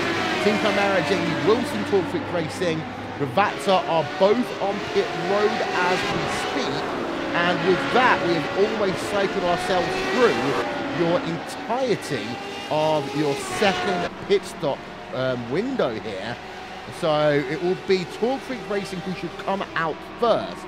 Adam Shipstone behind the wheel of that car now. So David Barracloud is out, and Adam Shipstone will get in behind the wheel of that number 181 machine. And Team Chimera, Jamie Wilson, is staying in on that car. So they should both come out in the next couple of seconds. Yep, Talk Freak Racing with Atza out and away for them. Now it will be for the case for Jamie Wilson, out and away, 53.1 seconds. Actually slower than Talk Freak Racing there by a couple of seconds. So looking to just try and fuel it up for the splash and dash potentially at the end. Let's get you a look at your top 8 in each of your classes here on RaceSpotTV. Tim Bertie still continues to lead the way in your field overall over Team Chimera. And then it's Hellenic Racing Radical in third place. Hawks Racing Purple in fourth. Hexa Racing Team in fifth.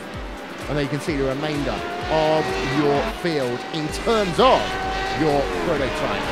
Let's go back and look at your GT field. PRT Blue still leading the way. Pixie Money Sports Fighting CRC still in second place. Pretty much running in no man's land right now. 38 seconds behind PRT. However, at 33 seconds ahead of Burlington Sport Treble 3. Talk Freak Racing with Atza in fourth. Hexa Racing Team 277 in fifth. Chicanes with Motorsports Blue in sixth. Hexa Racing Team Treble 9 in seventh. And Team Chimera number 53 rounding out your top 8. And then finally over to your Mazda field here today. Hawks Racing Red leads by 15.1 seconds. Further gap of about 9 seconds back from Race Union QM Motorsports to Berlin Simsport number 16. Other Berlin Simsport car number 47 in fourth. Racing Lions in fifth. Hawks Racing Green in sixth. Racing Community.de Air in seventh. And then Chicane Winged Motorsports Yellow round out your top 8. We've got ourselves just over 70 minutes remaining here, ladies and gentlemen, on RaceSpotTV and on iRacing Live. We'll step aside for a few moments. Don't go anywhere. Live timing and scoring still available. And we're going to take your RaceSpotTV side by side. We'll be right back.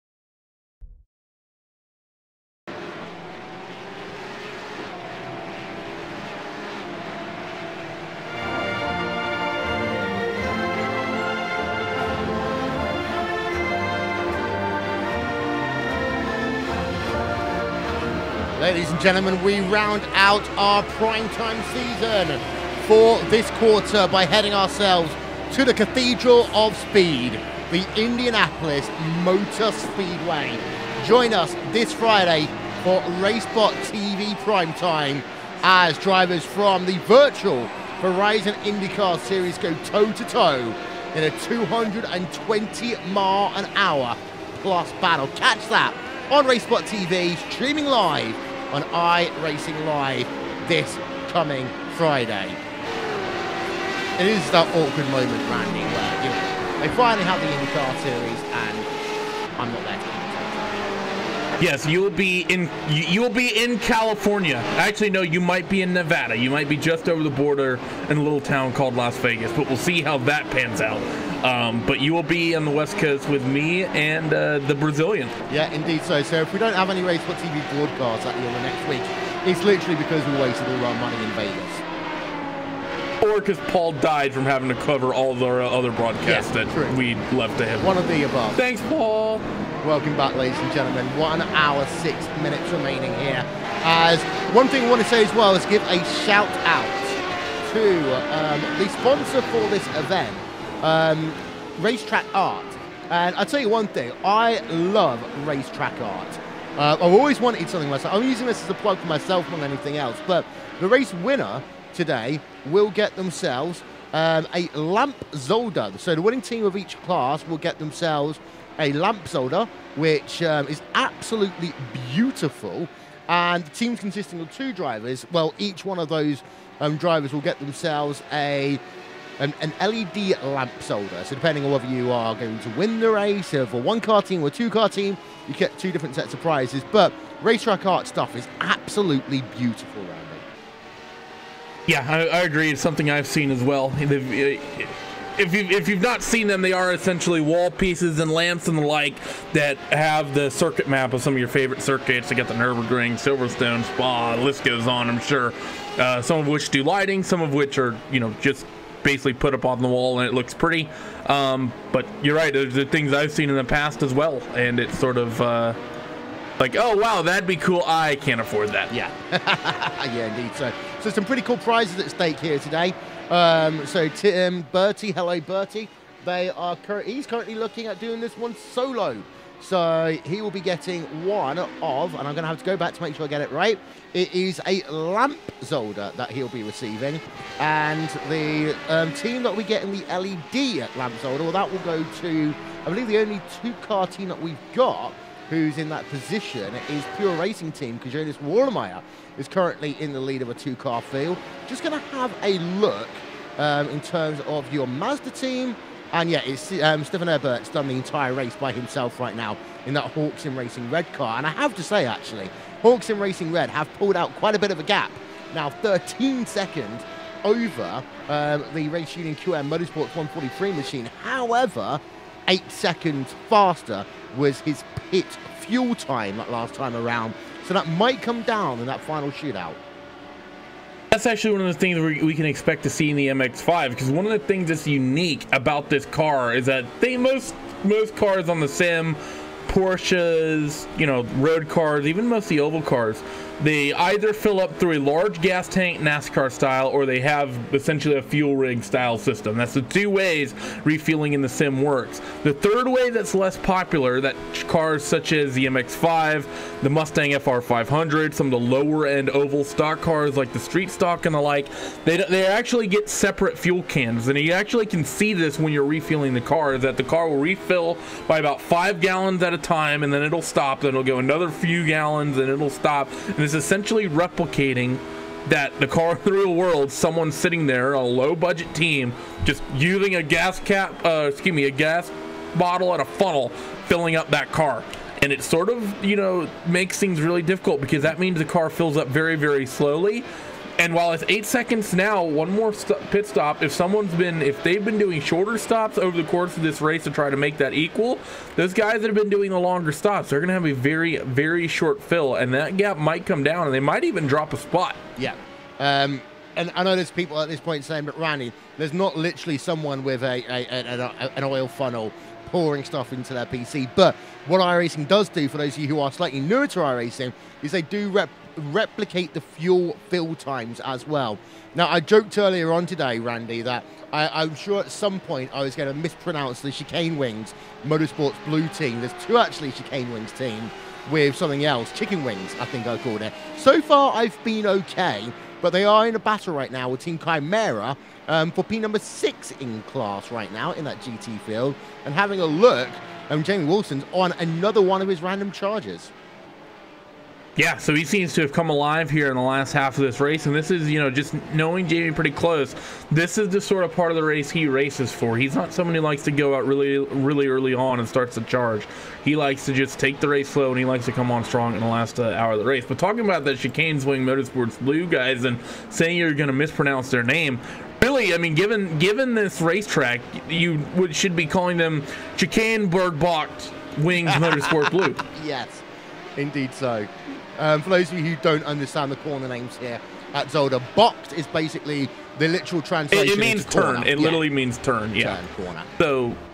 So you have why am I?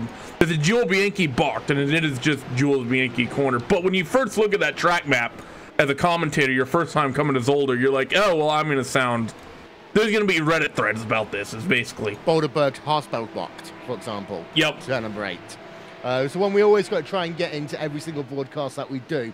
We are keeping an eye out on track action as well. Live timing and scoring is available. Visit us on RaceSpotTV /timing. So there's a couple of interesting scenarios heading down into the final hour or so of this event. This is one of them.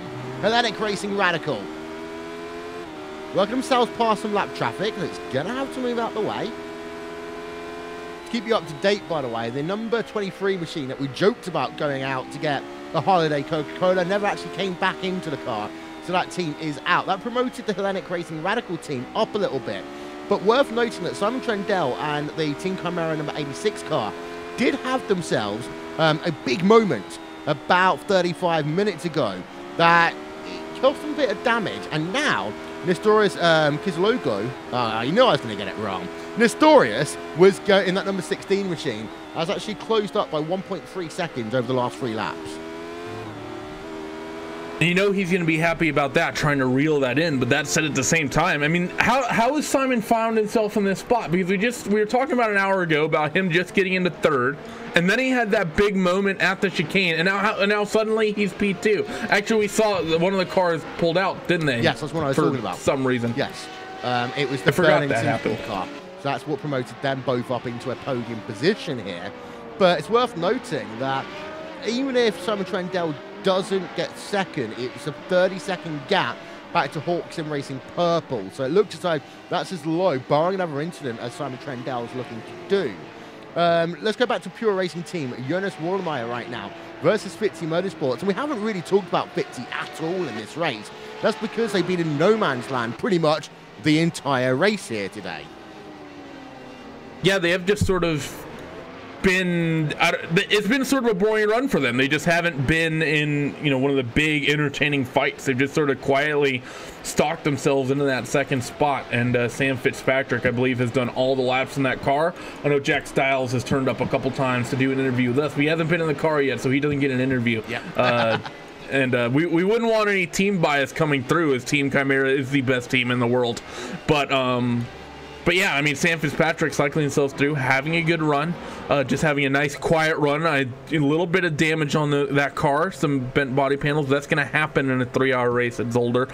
You're going to, you know, like I said earlier, clip one of those curbs or make a little bit of contact with one of the other cars. That's okay. And then you just basically from here on out quietly run themselves. And interesting to see whether or not Jack will be getting in that car or if Sam will be bringing that to the end. Yeah, Hawks and Racing Blue, Mario Reach on pit road. Last driver of your field yet to have made their second main stop here today, and he's doing his final service. Well, he will still have to do a splash and dash by all accounts. He's also scored many laps down right now, but let's give him a bit of airtime in that Hawks in Racing Blue.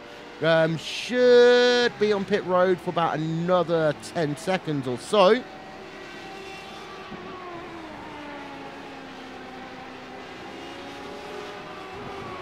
As I've just realised, at the point of us sat there on pit road, In-N-Out Burger next week, Randy.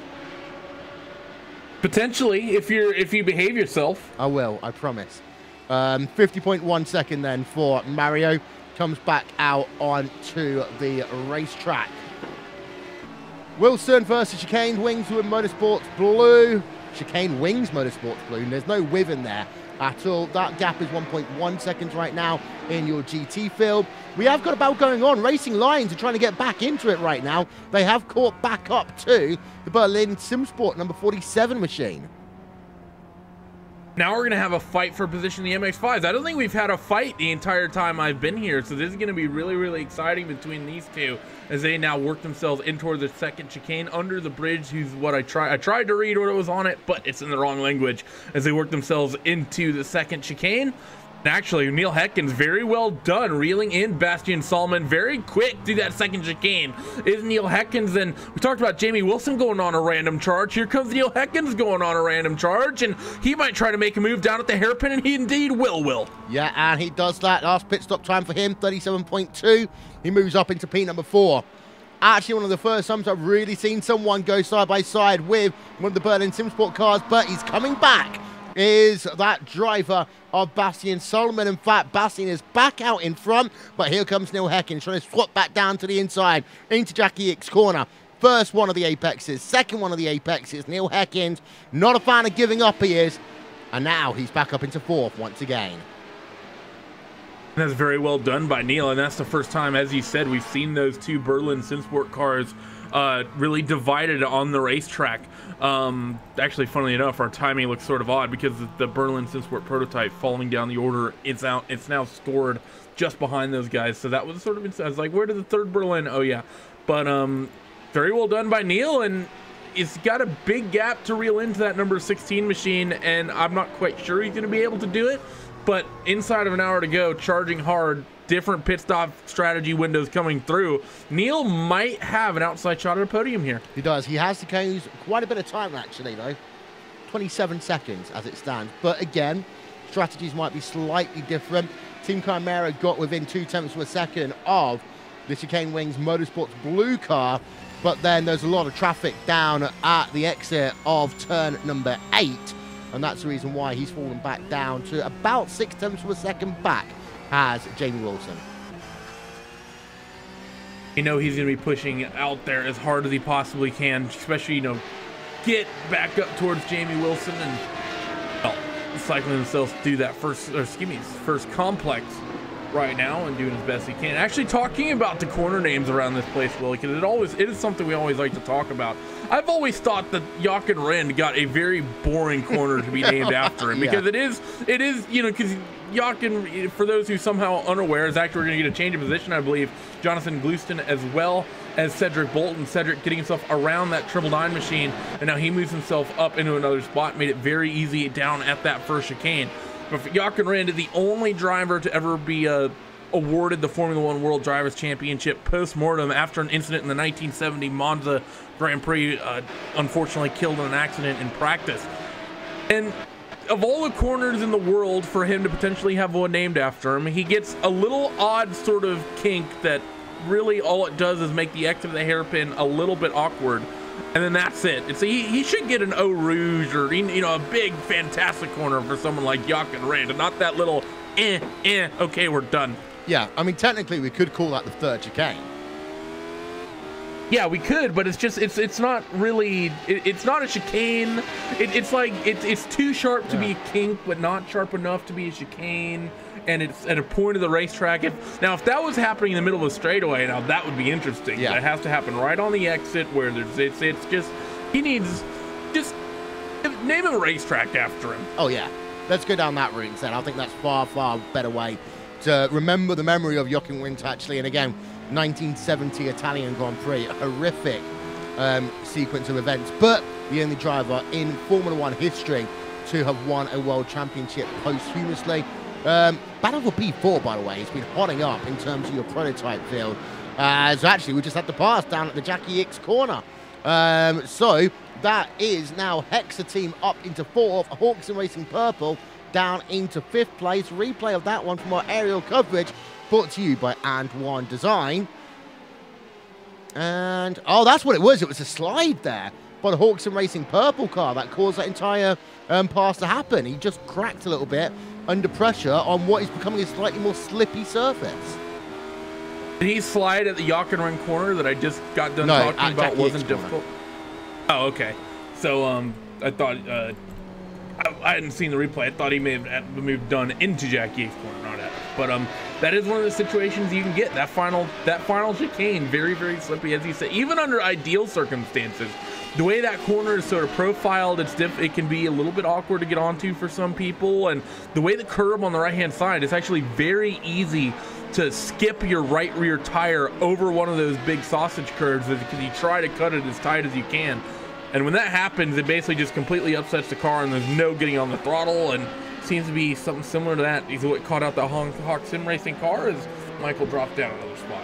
Yeah, so there is the top 3 in each of your classes. Now, the issue is that at one point it was only, and I say only, a 20-second gap between Hello Bertie and the Berlin Simsport number 23 machine.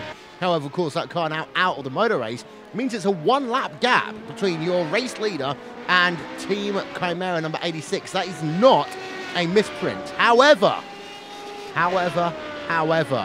Hellenic Racing Radical are on the move. And look at that. They have gained every lap, I think, for about the last 8 now.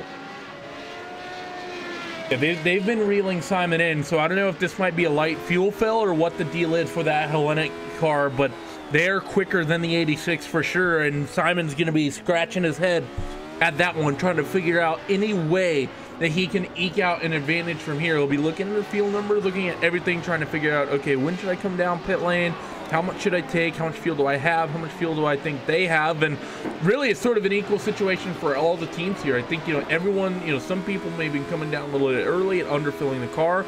Other people running as late as they can, maybe overfilling, or rather trying to put as much fuel in that car so they have a very, very short final stop. We might have, even though the gaps are somewhat large, a number of changes in position up and down the field once we get to that final stop that, by the way, is coming here within about the next 10 minutes for everyone. Yes, indeed so. And some people will try and do it early, some people will try and do it late. Welcome to Undercut, Overcut City, as I like to call it. Because, people like Jamie Wilson, for example, that has not been able to find a way past the Chicane Wings Motorsport blue car, he would almost want to come in early, get that stop out the way. However, for the Chicane Wings Motorsports car, they probably want to go as long as possible. Yeah, and the thing is that Jamie Wilson's also been one of those drivers we've seen be going as long as possible, because remember, at the end of that first stint, he led this motor race for a short time before he came down pit lane, and we saw that from the last stop as well. He didn't actually lead the motor race, but still, same thing. He was one of the last cars to come down on the pit lane. So I actually think that number 53 machine, we can expect him to be one of the last drivers to come on the pit lane, and he'll probably be there the shortest of a huge amount of people. Huge. Hexa Racing Team, by the way, they're not out of it for P6 and 7 on track as well. Let's go down and have a look at what's going on in the world of Mazda. And Hawks and Racing Red, 15 seconds right now over Race Union QM Motorsports 143. Lap times, however, it's slow, but Race Union are closing up. And let's not forget what I said earlier. Team Chimera's around. I think. Yeah, they are. They've had a moment. They've had a moment. Oh, Jamie just outbroke himself. Oh, and he got into the 14 as well. Yeah. We're on replay. Let's have another look from our aerial coverage. So coming down in towards the Jackie X corner. There he is, coming down into the corner. Hits the number 14 car right into the wall there. That is the Chicane Wings Motorsport blue car. Wilson loops it around. Having to go off track is the Chicane Wings car. Let's have one more look on board with the Chicane Wings Motorsport blue car. Let's listen in.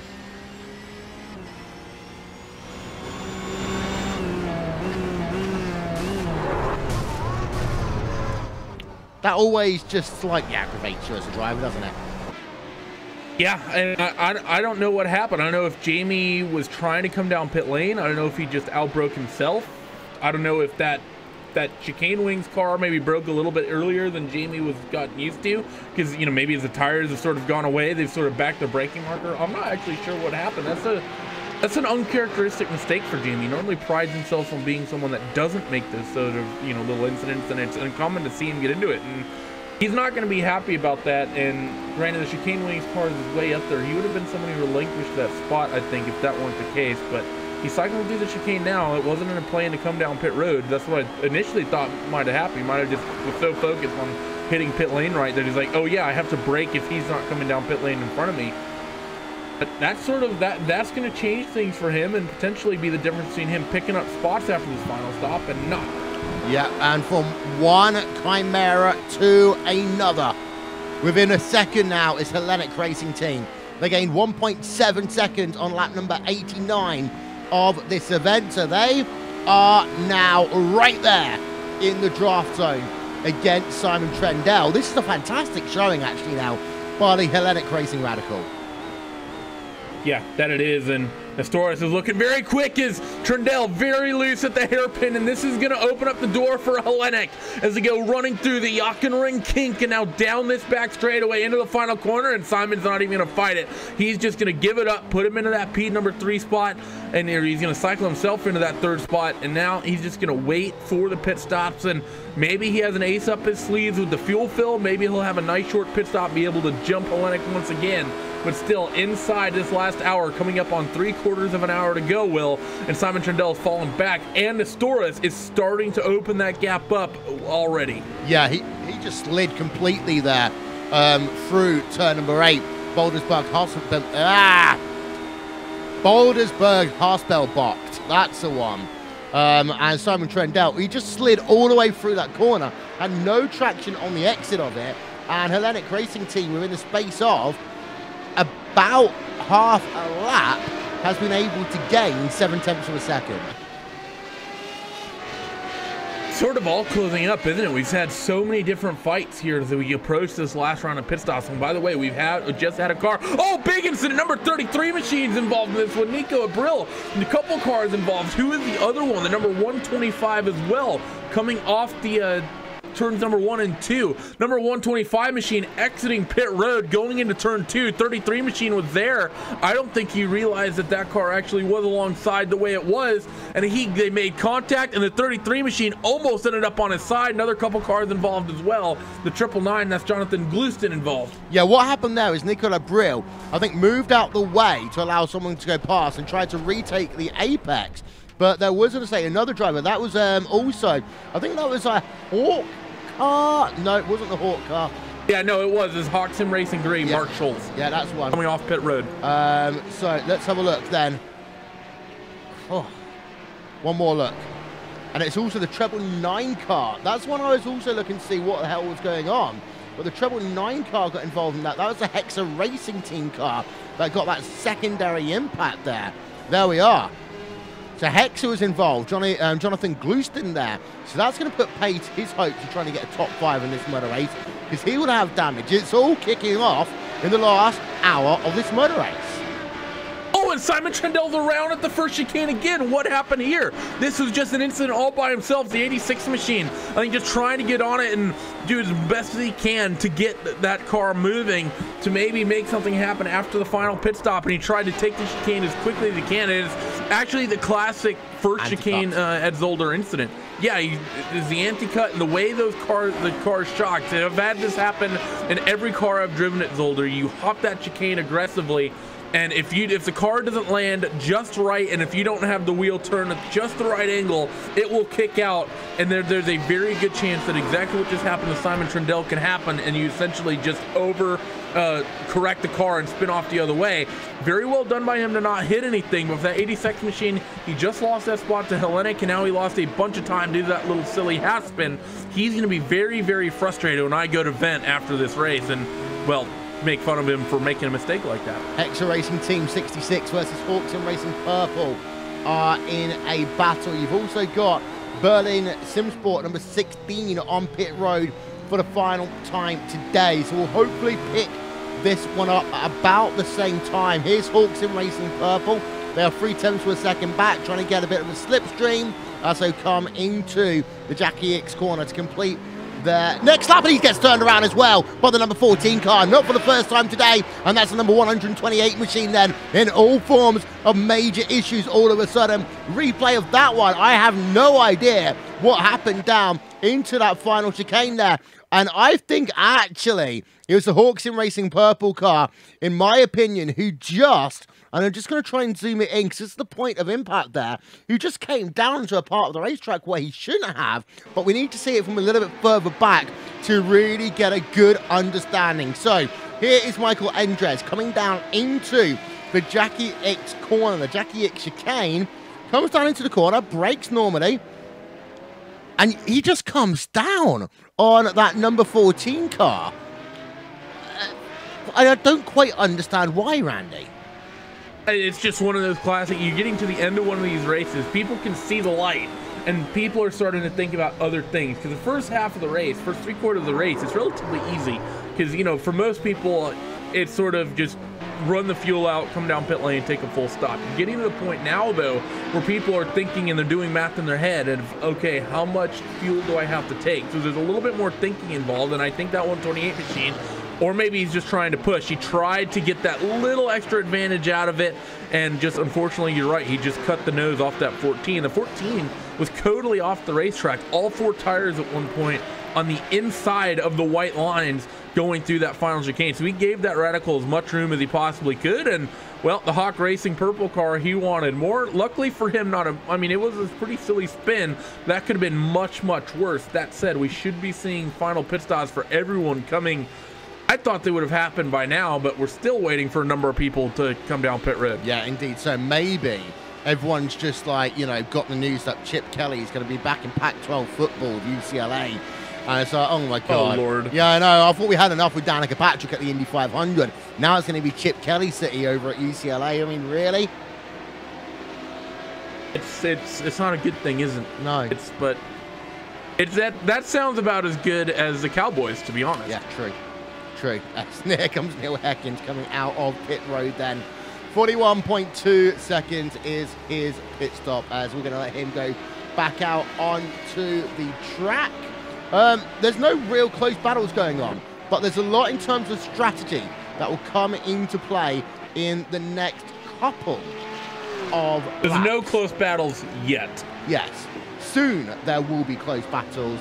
As anyone who's knows endurance racing knows, the field spreads itself out only to miraculously come back together again in the final half an hour of a motor race. Randy, what should we be looking at?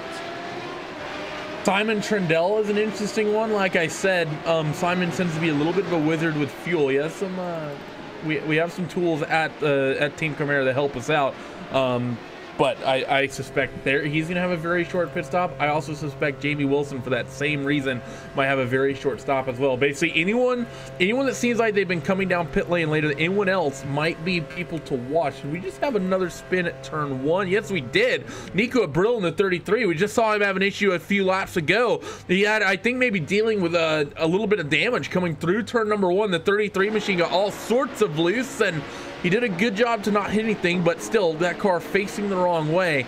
And there are some bent body panels. I think that alignment may be a little bit out of whack for that 33 machine, and he's trying to just get it back home and get to the checkered flag on this one, and ended up facing the wrong way, exiting that first corner.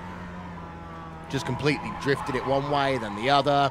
I mean, the good thing, I say the good thing, the only good thing is there's no one coming out of pit road at that time. Otherwise, that would have been really difficult because the penalty line here is so strict at Zolder that you'd have to come to a complete stop if someone was to spin in that situation and box a pit road exit. Yeah, I mean, there's a few racetracks on the sim that you're absolutely right. The pit lane exit penalty line of if you're coming out pit lane, do not cross this line, is very, very strict. And there's a few. Road Atlanta can sort of be like that. Also, Road America is very, very tight as well. Granted, Road America is coming off a big, long straightaway.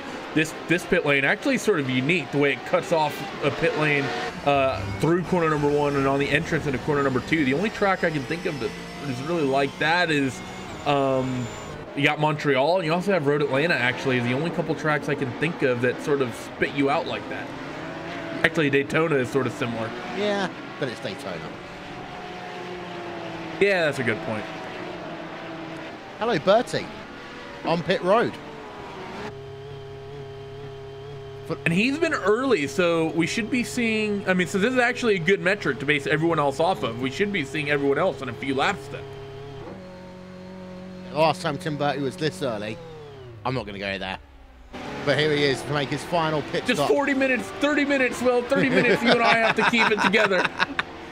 Yeah, so Tim Burton then on for his final pit stop of the day here in the 3 Hours of Zolder, presented by RACETRACKART.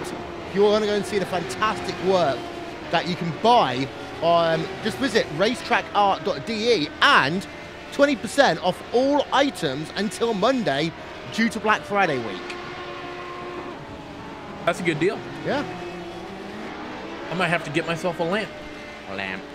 Out and away comes Tim Burton, 31.4 seconds, as he will rejoin the track. And he's got a lap lead, so he's still leading the motor race.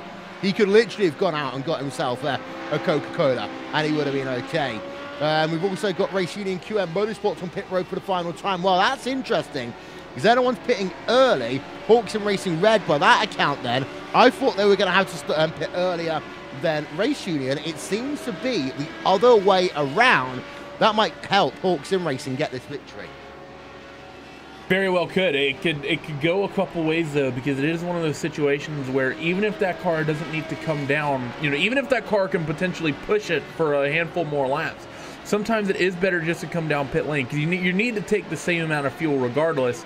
And depending on what it looks like with traffic behind you, you're going to look at your relative, how many faster cars are behind us, what's the likelihood if we're going to lose time if we stay out on the racetrack. Oftentimes, people will make the decision, even though they could potentially push it till later on, to come down pit road a little bit early. This might be what we're seeing from this Race Union group, is they're still waiting, and now they roll off away in that number 143 machine. Be interesting to see what the gap is, and when that 124, Steven Everett comes down pit lane, because we should be seeing, like we've been saying, everyone within the next few laps. 37.5 for him. Hellenic Racing Radical on pit road for the final time today. Nestorius. Let's see what his pit stop is. He's revving. Fast pit stop, 28 seconds then, so no worries really about that Team Chimera maybe being able to do the undercut, sorry, the overcut on him. Fantastic pit stop there for Nestorius, as that Hellenic Racing Radical car coming out of pit road right now. And Kiosoglo, I'm going to get it right. Kiosoglo is going to look as though he might get a podium here today. Yeah, he's looking very strong. I actually looked to see the club and to see where he would raid from, and it just says Club International, so thanks for that, iRacing. But keep an eye on that 86 of Team Chimera and Simon Candela. You mentioned, maybe not have to worry, but Simon's going around 2 extra laps at least, so that number 86 machine might have an ace up his sleeve here, so I wouldn't count him out just yet. The couple of little incidents he's had has really sort of pushed him back and, maybe taken him out of this, but the fact that Simon has the confidence to go these couple laps is actually pretty big here. We're still waiting on most of the field to come down pit lane. We've gotten some of our early birds and our early birdie, but still just a couple drivers come down pit lane. The rest of the field is what we're waiting on. Yeah, Team Chimera, Chicanes, Wings, Motorsports Blue, back within a second right now. And these are the 2 drivers, of course, that had that incident earlier on. Jamie Wilson running into the rear of the Chicane Wings car.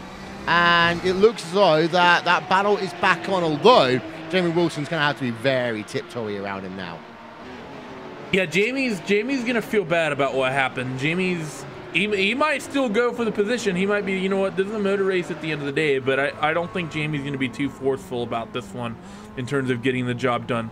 Hopefully he doesn't make the same mistake once again, because that would not be good as they go running down into the final corner. You see again, Jamie Wilson, I think just overall more confident on the brakes. He does close a lot on the brakes into that final corner, and I think that might have been what caught him out, because he reeled in, almost a car length even right there once again as they go through front straightaway in towards corner number 1, and everywhere else it seems roughly even. Jamie sort of looks up in the inside, but no doing it, and I think Jamie really hurt that car, because that 14 machine doesn't have much speed under it right now. Yeah. Gap is 3/10 for the second. Actually, if Wilson can get a good run through turn 4, this could give him an opportunity into the clean chicane. It's all about momentum. He gets all right there through that corner, but actually I think the Chicane Wings car does get a bit of an advantage. We'll get a checkpoint here. And yeah, the gap, it came down by half a tenth, but nowhere near enough for what's needed. I was going to say as well, Racing Lions versus Berlin Sport, Sim Sport number 47. Well, that battle's going on again. Berlin Simsport is within a second of the Racing Lions team. Racing Lions 33 seconds behind the other Berlin Simsport car. It looks as though this is now a battle for P4 in your Mazda field. And this is going to be an entertaining thing to watch because it's sort of the difference between Neil Heckens, who through this second half of the race has had a huge, swing of momentum, picked up a couple spots, and now is looking at this top 4 position, and Bastian Salman, who just lost that 4th spot, now is coming on strong near the end of this stint. This is going to heat up, and I think this is what we're expecting all up and down all of our classes and all of our fields here today as things get closer and closer to the end. Team Chimera are ahead of Hellenic by 1.5 seconds. And that is because they did a 25-second pit stop there. So it's all now again about Hellenic catching and passing Chimera. But how much damage is there on that Chimera car? We've got ourselves 31 minutes to go. We've got a battle going on for what will be P2, P3 in your prototype field. We've got a battle going on in your GT field. We've got more that potentially could come into play as well after pit stops are scored complete. And we've got ourselves 1 or 2 happening in your Mazda field as well. So lots of racing going on here on RaceSpotTV and on iRacing Live. 31 minutes to go. Hellenic have got to do it all over again. Yeah, and this is exactly what I expected. I figured Simon would have, this is the way Simon just likes to run races. I've grown accustomed to it with him as my teammate. He likes to push the fuel, and he likes to get a very, very short final stop, and that's exactly what he did to Hellenic right here. And now the question mark is, not only did he take a shorter stop, is does he have a lighter car than Nestoris? Because it is one of those situations, the Radical is a lot like a lot of the single-seaters, where it likes to have a light fuel tank. You can get a huge pace advantage compared to most cars. That said, Simon Trindle held up doing an MX-5. Coming through turn number 3, and Nestoris gets an opportunity, but no, he will pull out of it, and Simon Trindle will hold for now. And I think that 86 machine, a little bit slower than the 16, but does this Nestoris have the time to find a place to make the move stick? Yeah, so there is a look and the replay then from our aerial coverage. We actually want to focus on Simon Trindle more than anything else heading down. Let's get ourselves this fantastic view, as you'll just see, coming down towards, it was the Mazda that just was offline to where Trindle wanted to be, but the Hellenic Racing Team car is like, you know what, I don't think I can get fully alongside, I can't make it work. We've got three-way battle going on right now, but this is mainly because of the fact that Hawks and Racing Purple haven't, but now have come on towards pit road. Otherwise, that could have become really, really interesting. 0.6 of a second then is the gap between these two drivers, as we now got 29 minutes and 40 seconds left to go. In towards turn number 1, they're going to come, and now that Hawk Racing Purple machine has come down pit road, it's going to allow these two to really open up the taps. I believe I take that back. Everyone cycled on a pit lane, I think. Berlin Simsport car gets forced off the road at turn 2. I think he got caught out, or actually that may have just been a mistake by Bastian Salman, but otherwise he's running fine. But for everyone, close battles here coming up here now, coming into the chicane again. Left wing, I think, on the Hellenic car, and he's going to go for it this time, and he's going to try to make it stick to the 16 machine, and he makes that look easy. Simon Trindle has to lift off the throttle and move him back to P3. Yeah, let's have a replay then on board of the Hellenic team. Well, that's when it all started. You can see we're going to show you that one in a moment's time with the Berlin Simsport number 47 car, because there is a story in there as well. Past the Racing Lions car. Getting held up again a little bit is Trindle, but this time Hellenic's like, you know what? It's all mine. Down to the inside, down into the clean curve, and that was what got him. I wanted to show you, though, the number 47 machine. This is Bastian Salman. Turns into the corner. Goes wide by himself. He actually just dances off the racetrack, but that puts him about 6 seconds now behind the Racing Lions car. And that just shows the kind of speed Neil Heckens is pushing right now, as Neil is right now dealing with some traffic. This is the drift department green machine of Ronald Voigttracht is what I'm going to say that's pronounced, and I'm probably incorrect once again, but that lime green and black machine, he'll move to driver's right, and Neil Heckens gets a good run, and that Study Portals in Neo Endurance car able to pick up, well, not pick up that spot, but get through on that lap traffic. And Neil's still pushing as hard as he can, trying to reel in maybe somehow, some way to get into a podium. But it's a big gap to that Berlin Simsport number 16, and I think he's going to be hard fought trying to do that. Yep, so you've got yourself Berlin Simsport Treble 3 coming out of pit road, and then you've got yourself also Pure Racing Team Blue coming out of pit road. Jonas Waldemeyer will do it to the end here. On board of him. And that's how tight, by the way, we just showed you from the special onboard there, just how tight it is. You literally have one lane in which to merge into turn number 2, as it actually is, not turn number 1. Otherwise, you get yourself a penalty. But Waldemeyer out and away, new stint for him, huge advantage now over the rest of the field. You've also got yourself Torque Freak Racing. Actually, no, that's not, because they're on 2 different strategies right now. Chicane Wings Motorsport Blue are on pit road as we speak. They have, however, got some repairs to make.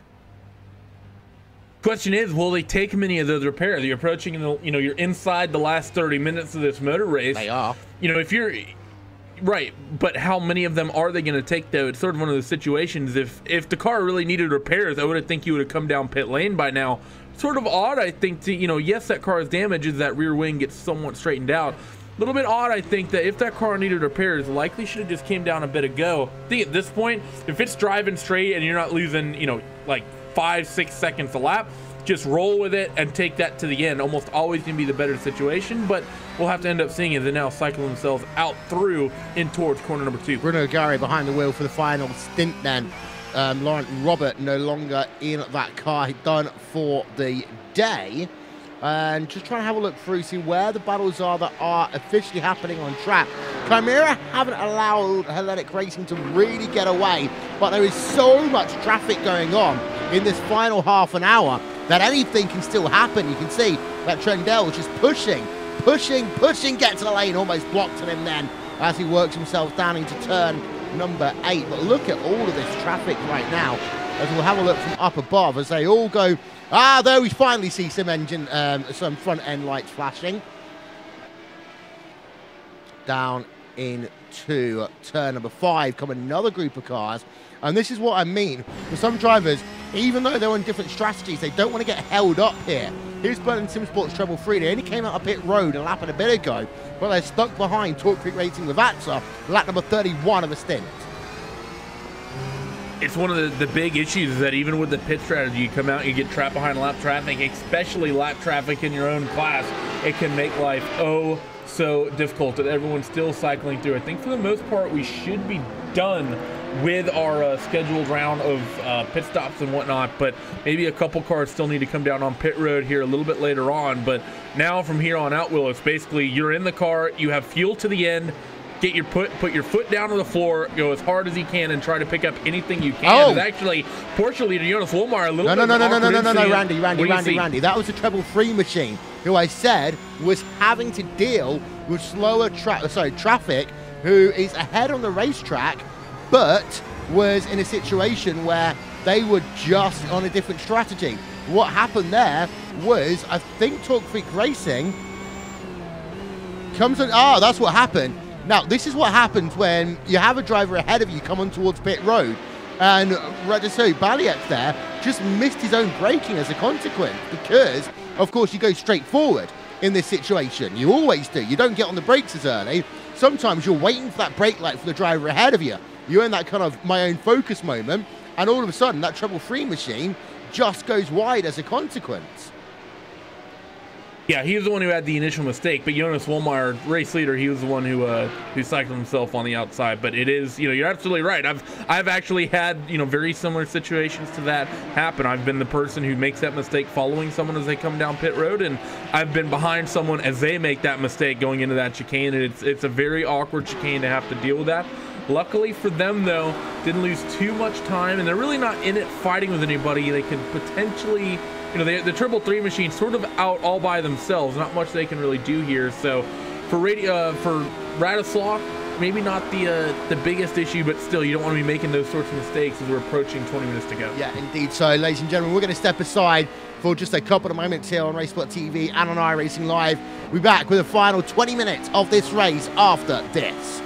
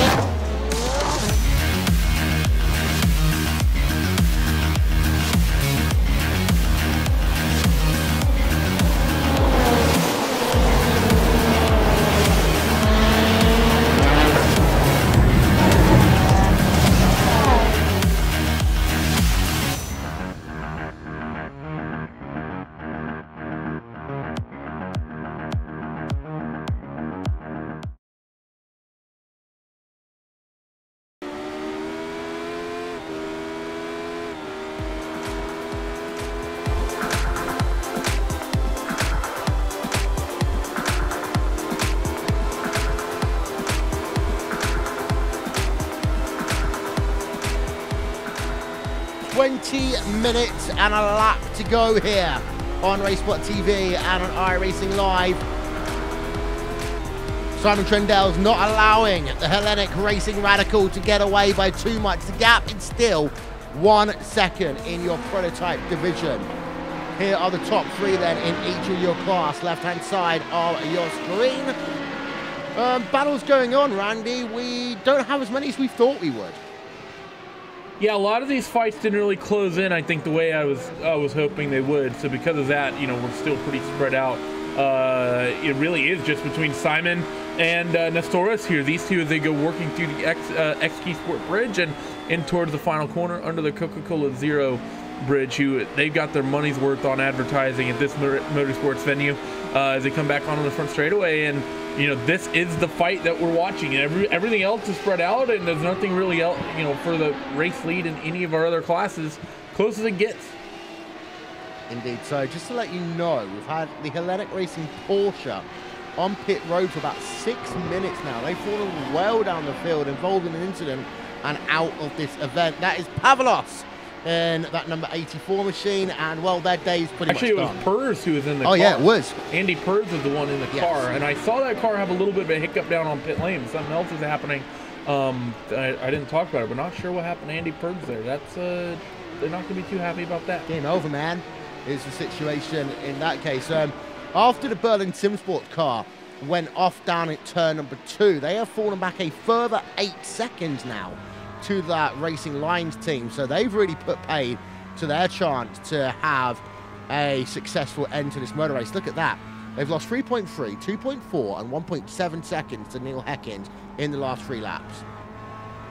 Neil's pushing. Neil's doing everything he can to reel them in, but the gap is huge because Neil's right now just working through the right-hander, coming onto the run to the first chicane, and that Berlin Simsport number 16, he's going into the second chicane already and is through it. So It's going to be a tough ask there for Neil Heckins, but he's pushing hard and he's reeling that gap in. So maybe just some way he can maybe pick up that the gap to the 17, and well, and he's running away from their teammates as well. Yeah, but the gap is 26 seconds with 18 minutes to go. I mean, I know Neil Heckins is good. I know he's good, but he's only gaining a second a lap. You mean, come on.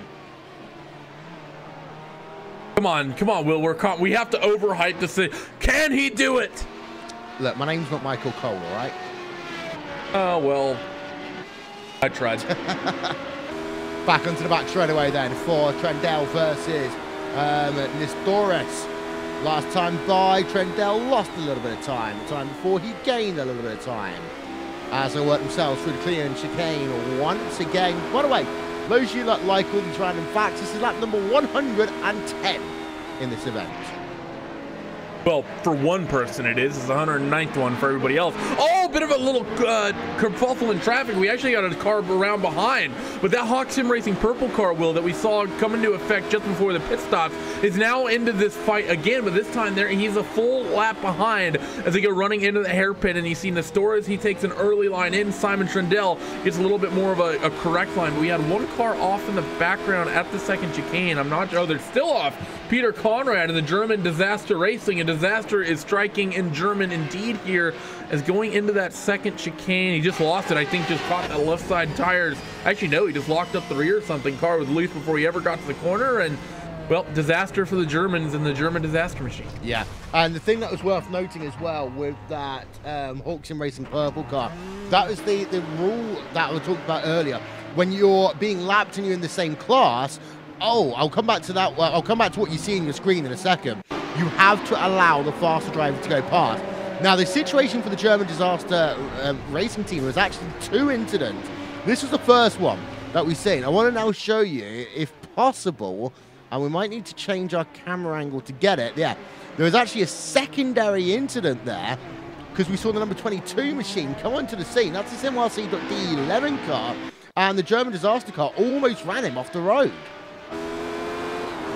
Yeah, not a very good re-entry there, is it, by the disaster squad? Because they sort of re-entered. I think they realized they were doing something silly, and then they spun off to the outside again. So luckily, I think it ended up hurting them more than it did the SimRC Lemon machine. Granted, that Lemon machine 8 laps off the Radicals lead, so really he's not in it for anything, just logging laps, having some fun out there, but still, not something you want to be getting into. Yeah, so we are down to 15 minutes to go now in this motor race. And I say the biggest battle we've got going on is the one that we see in your screen. We'll keep you updated on that one as we run through your race leaders then in each of your categories. Hello, Bertie. A lap ahead of Hellenic Racing Radical. Come on, tell me something interesting about this, Randy. About what? This fight? No, about the fact that it's the next lap. Well, a little birdie told me that he's quicker than everyone else. Oh, God. Of course, that gap earlier on in this race was only about 20 seconds. And that was when you had the Berlin SimSport number 23 car on the scene. But they just had a weird moment on pit road when they ended up having, well, that was it. They had some form of technical gremlin and they were classified as out of the race immediately as a consequence. Over now to Pure Racing Team Blue. Jonas Wallermeyer behind the wheel of that car. There are 2 drivers in that team, of course. You can see that now up on your screen. It was Maximilian Wennick who started that one. Wallermeyer as the driver has been in the car since. Wennick did a fantastic job for the first half of this motor race. Wallermeyer has taken over 55 seconds the gap now over Fitzy Motorsports.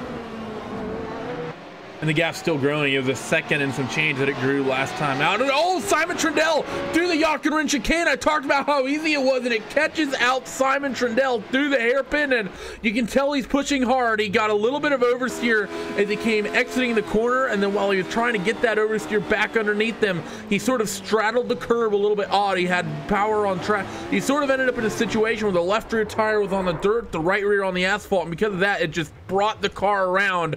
And unfortunately for him, the easiest chicane in motorsport catches him out. Yeah, indeed. So there we are, Simon Trendell heading himself down into turn number 8.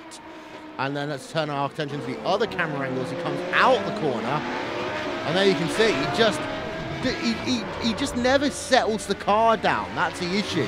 He was too busy trying to accelerate. He just doesn't find any traction at any point. Yeah, it was he got the car settled down, but the problem for him was that he, like I said, he had that left rear tire off on the dirt. Whenever that happens, whenever you're trying to get that, you know, it'll happen in any of the cars. Whenever you're trying to get going from, especially once you lose momentum like that, you're going to get wheel spin, and essentially the differential doesn't know what in the world it should be doing, because that left rear is just going to start spinning, and that right rear is actually just going to push the entirety of the car around, essentially with that left rear almost to the pivot point.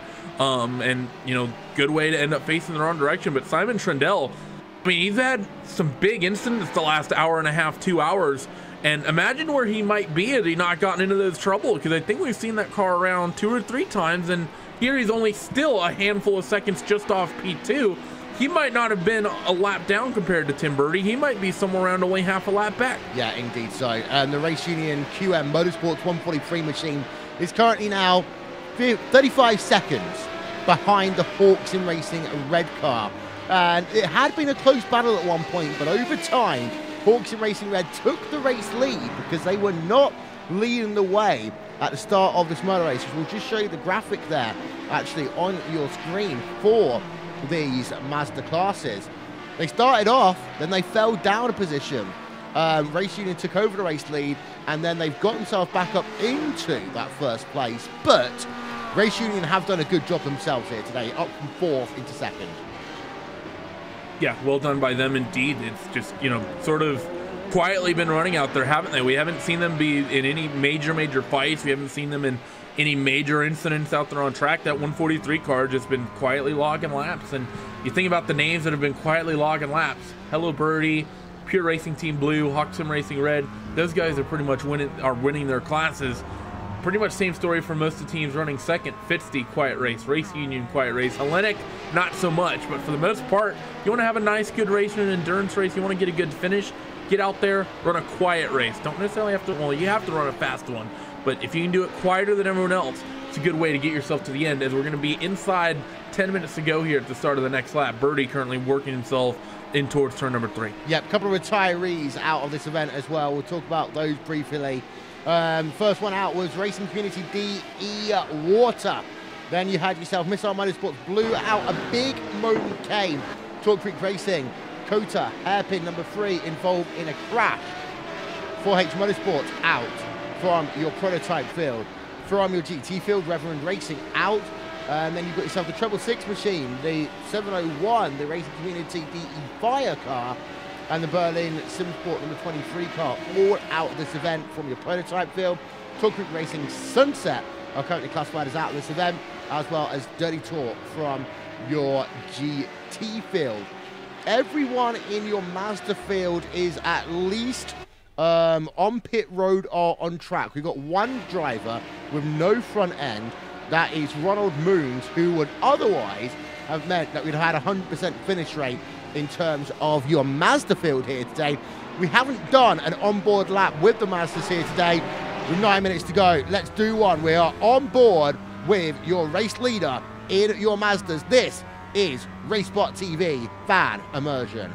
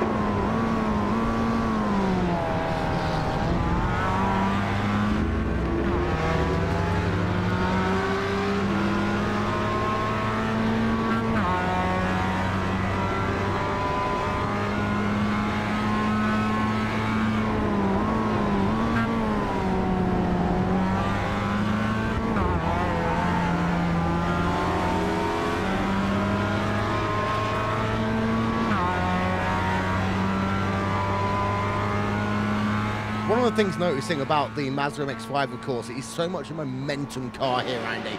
We talked about it yesterday on RaceSpotTV Primetime at Okayama, where you can't just slam on the brakes and drift the car from the corners. It's all about keeping the average speed up as much as possible. It really is. It's almost, in some ways, almost like driving a downforce car, even though it doesn't make any downforces, but it's so light and it has so much grip and so little power that it feels like it has all sorts of grip for the sorts of speeds you're doing. And you're absolutely right, because you can't just get on the power. And, you know, even though every car, you could make the argument, well, you always want to keep the average speed as high as you can. Let's say the FR 500S, for example, the Mustang. Sort of in a similar category. It's a quicker car, but the main difference between these two, they got semi-similar tires, that because that Mustang has so much power and weighs that so much more, you sort of have to get the car slowed down, get it pointed down the straightaway, and just basically plant your foot on the floorboard. That's not what you do in this MX-5. You sort of have to wiggle it into the corners, and it's sort of it's a lot more finesse that has to be involved, and those who can do it well put on shows, and we've seen that from this Hawk group today. Yeah, indeed so. We've been having a look at the Hexa Racing team. They are closing on Team Chimera and Jamie Wilson, but I don't think it'll be enough really for them to do anything before the end of this motor race. Also, just having a look through, and I'm very sorry to say there is no battle within 10 seconds apart from this one. Quiet ending, Yeah, by the it's way. sort of, yeah, and oftentimes that's what you get in these sort of races, because it is sort of an awkward, like I said, racetrack and car combination. Of course, they do the real world 24 Hours of Zolder with a much more difficult combination of this. There's more cars and a more larger variety of cars in that motor race, and it lasts, 8 times as long as this one. So maybe get more exciting towards the end, but it is just one of those situations. Every Zolder race I've ever done in an endurance format ends up being a pretty quiet run to the end. Yeah. Don't forget, this race is brought to you by RaceTrackArt. Visit racetrackart.de. Save up to 20% in the Black Friday sale until 27th of November on all products. And I'm actually having a look through some of these myself here. One of these will be presented to each of the class champions, depending on whether on a single car team or a double car team. Those who are going to be in double car teams, they'll get an LED lamp. They retail, I'm just having a look at the actual Zolder one online, retail at $31.92 during the Black Friday sale right now. That is euros, which I know is going to confuse you, Randy. And the lamps, well, they go for a little bit higher, but they are both beautiful pieces of art. We're actually having a look at the price now for the lamp Zolder. And they are, as I say, both fantastic, well-designed, beautiful pieces of art. And if you're a fan of the Nordschleifer as well, absolutely fantastic products from there. €63.20 in the Black Friday sale for the lamp Zolder. Normal retail price is €79, but they've got fantastic little pieces, not just lamps, but they've also just got standard wall art, including one of the Nordschleifer, and actually even a jigsaw piece of wall art for the normal Nürburgring. And we talked about it earlier. It is sort of cool, and it's always nice when we get these sort of sponsors involved, because I don't want to downplay on any of the sponsors of the events we do, but there are some sponsors that just do cooler things than others, and this is just sort of one that's pretty unique. I've always liked RaceTrackArt, and it's always been something that's like, wow, that's pretty cool. That's a really good idea. And I'm sure a lot of people who are into cars and motorsports, and I'm sure there's more than a few people that have bought pieces of artwork and wall decorations from them, and it's always nice to see that maybe a little bit more of a niche market than what a lot of the other sponsors we get handed with. Yeah, indeed. So, hello, Bertie. Bertie's in number 1, and he's in P number 1 right now. I know this is just at this stage almost academic, but he's still doing decent lap times. Lap number 120, and he's only dropping a couple of tenths here and there to Nestoris, who's running in P number 2, and he's got a lap advantage over everyone. This is the whole Senna 1988 Monaco whole thing. You don't actually want to get off the cruise control, especially in a race like this, because you've got to keep mentally alert the entire race. You just see him going 3 wide there. You can't just go into cruise control, because cruise control will put you out of the event. It sort of depends, I think, on the category, because really, as an endurance racer, one of the actually the best things you can get, and I think Birdie sort of has that, is actually being able to enable that cruise control and being able to just, you know, kind of cruise to the end.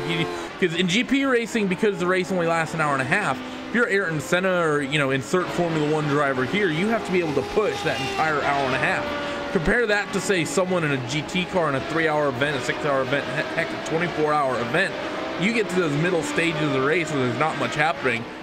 Actually being able to tap into that cruise control and just, excuse me, just log lap on lap on lap at a decent pace without taking too many risks is a pretty big skill, and I think that's what Birdie's done all day to be able to reel out the gap. I don't think Birdie's been pushing. He's just probably within the first 30 minutes got a pretty big margin, went into cruise control mode, and has sat there ever since. Yep, just having a look there at Jonas Wallmeyer and the Pure Racing Team blue car.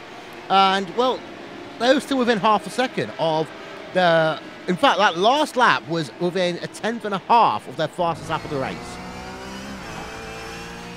That's one of the things you can see as we're now 122 laps into this, is Tim Birdie's going to come across and he's going to take the white flag here. But some people will, the deeper you get in this motor race, sometimes the more the car will come to them.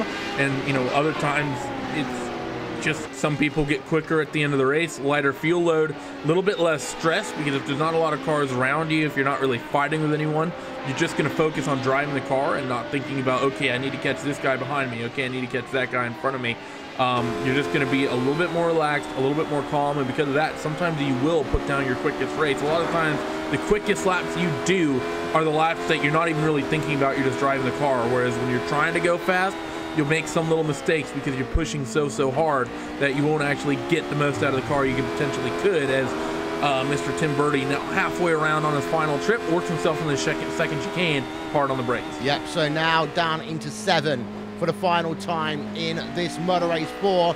Hello, Bertie, Tim Bertie. He has been picture perfect since qualifying. Since the drop of the green flag here today, he's built up a 1-lap lead over everybody as he comes through Boulderberg-Halsbeld box for the final time in this motor race.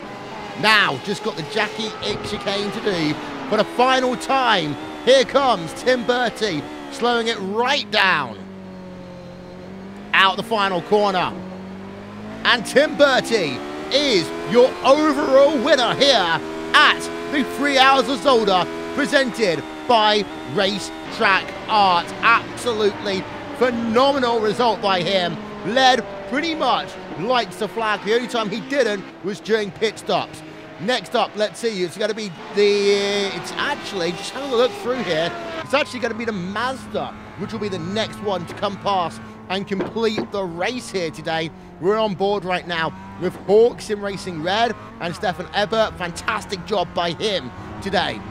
Didn't lead at the start, fell back, worked himself back forward during pit stops, and is able to take out a 35-second advantage as he now comes down into turn number 8 for the final time.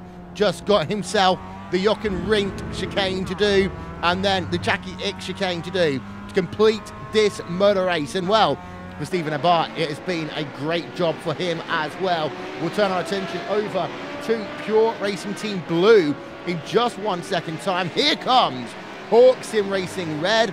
They will claim victory in class there today. Stefan Ebert, Hawks in Racing Red, and now it's over to Jonas Wallmeyer as he now flashes the lights and he claims victory in class as well. Well done by everybody. Everyone coming across through. Nice quiet run to the end. Oftentimes you'll see sort of drama happen in that last hour. Well, in the last little bit, you'll see someone get into a big mistake. And good to see that everyone on track in those last handful of laps able to just bring the cars home and not see anyone really get forced off. No big incidents. You know, no one gets put out of the race in that last little run. Yeah, I'll tell you what, that race was a bit like a college football season. Started off, all right, a couple of incidents.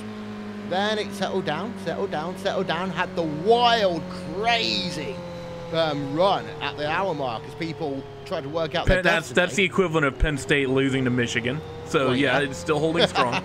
And then at the end, you know, all was said and done, we've got ourselves the champions that we thought was going to be champions. Sorry, Yeah, rest in peace, Miami. That's fine. Rip Miami, rip Penn State. But yeah, that was. You're pretty much right. It started off really exciting, really action-packed, and then it sort of spiked. Actually, it's sort of odd. It sort of spiked in aggressiveness and excitement levels, and it just sort of went on a downward curve all the way through to the end. Yep, there we are. Tim Birdie doing the donuts in the Radicals. Your overall race winner here today. A couple more. Burning out the tires, because why not? Let's see, is he going to wait for GT? There is Jonas Warmeyer, heading himself now towards the start-finish line. What's he going to do? Park it. And here comes donuts for him.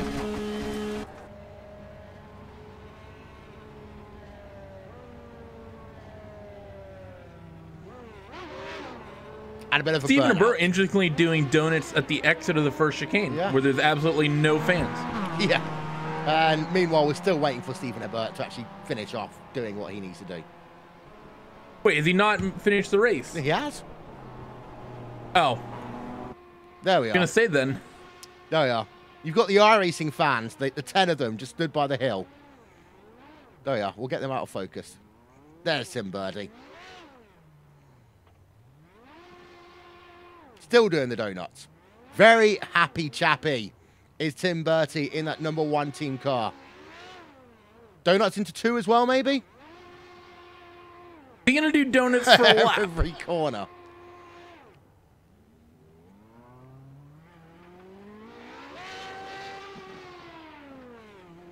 Yeah, I think he is. We could be here a while. Oh, no, he's fucked it up. There we are. Okay. Oh, there comes the donuts for Stephen Ebert. Bit harder than these Mazdas.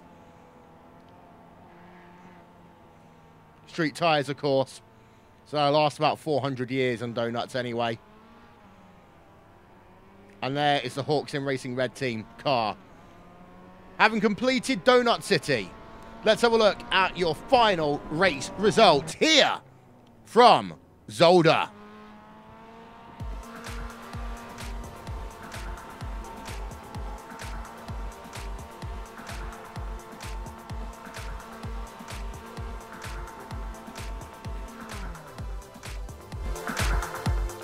No, that's not a typo. Tim Birdie wins by a lap here in the Hello Bertie car over the Hellenic Racing Radical team. Nestorius Kisoglo then coming home in second place. Team Chimera, Simon Trendell in third. Hexa Racing team number 66 coming home in fourth. And Hawks and Racing Purple rounding out your top 5. Simmertook Esports then in 6th place. SimRC.de Lemon after an early incident recover. They take home P number 7, and then you can see your retirees. Talk Creek Racing Sunset, Berlin Simsport number 23, Racing Community DE Fire, and then there are the remaining of your retirees from here today. Next, over to your Porsche division. Pure Racing Team Blue come home with a victory, again in the end by a lap over Fitzy Motorsport, fighting CRC Sam Fitzpatrick. Berlin Simsport in 3rd place, Talk Freak Racing with Vatzler in 4th, Team Chimera in 5th, Hexa Racing Team, Chicane Wings, Motorsports Blue in 7th, Hexa Racing Team Treble 9 in 8th place, SWCO Autosports in 9th place. No anti-roll bars there, unfortunately, for Eric Cheever. And German Disaster Racing, well, the disaster was P number 10, 6 laps down in the end. And there is the remainder of the results for your Porsche division. And then finally over to the 10 drivers that entered in your Mazda class. Hawks Sim Racing Red, they win out by 35 seconds over Race Union QM Motorsports 143. Then Berlin Simsport in 3rd place, Racing Lions 4th, Berlin Simsport number 47 rounding out your top 5. Remainder of those results coming up on your screen. Our post-race coverage then, presented by RACETRACKART. After these messages, you're watching RaceSpotTV on iRacing Live. We will be back in just a moment's time. Stay with us. We'll be back in a second.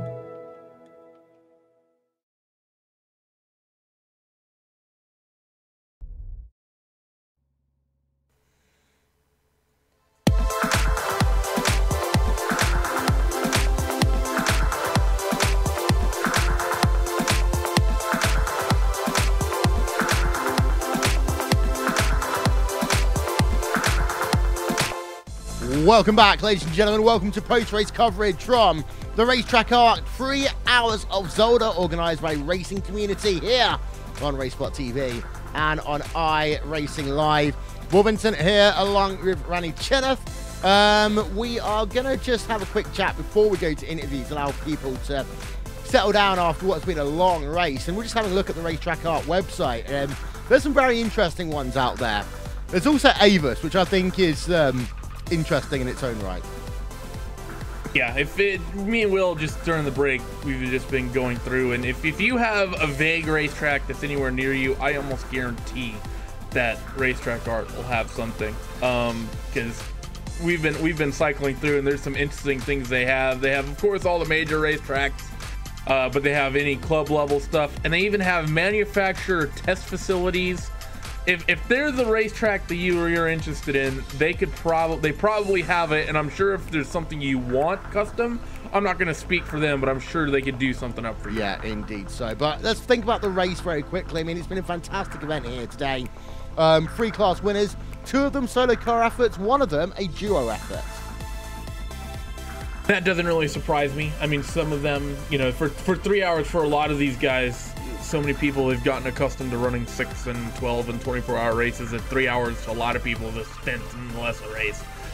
So for them, you know, easy 3 hours. I'm surprised that Pure Racing Team didn't solo it though, but we'll be having a chat with them shortly. Normally those guys, they'll run like 4 hours stints back and forth. That's normally the Pat Wolf and Max Benecke effort, but it was the other Max that ran tonight. Yeah, well, in fact, you are going to be stood by with Max Wennig right now. He came home first place in GT with his teammate Jonas Warmeyer. You're stood by with him, Randy.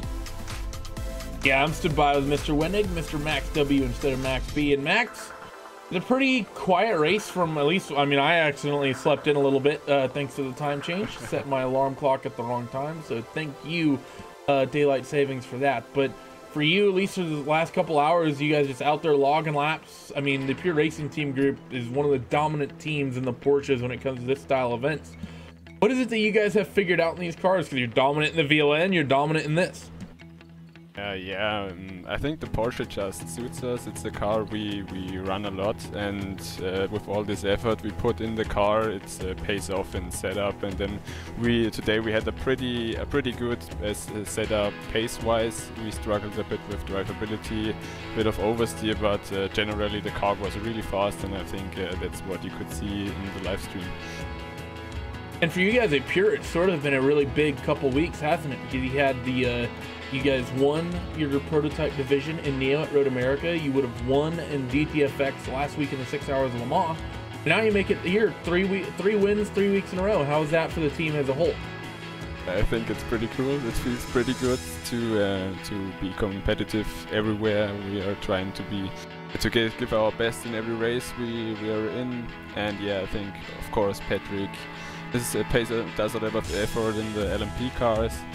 And yeah, I think we are pretty happy to be in a position that we can deliver good results for our team in most races. Well, thanks for joining us, Max. Well done. Congrats once again on the big win. Before we let you go, any shout outs? Who would you like to thank, and how are you going to wing the Team Secret Discord and the Iron Fist in this one? So I want to give a big thank you to Jonas, of course. It was a great race, it was fun. The rest of our team, and of course our sponsors, Cruzo, Usher Racing, and Autohaus Wollmeyer. Well, thank you, Max. Will? Yeah, back to you. So thank you very much for that one. Because you were late, you are just on interview duty now, just to let you know, Randy. So next person, you got second place, same class. That is the team of Fitzy Motorsports, Sam Fitzpatrick. So it's back to you. Yeah, it's back to me once again, stood by with Sam Fitzpatrick. And Sam, my first question is this, is that Mr. Jack Stiles, who shares in the Fitzy name with you, he tried to get an interview, but we decided he wasn't important enough to interview. How's it knowing you're important enough to interview, but Jack isn't?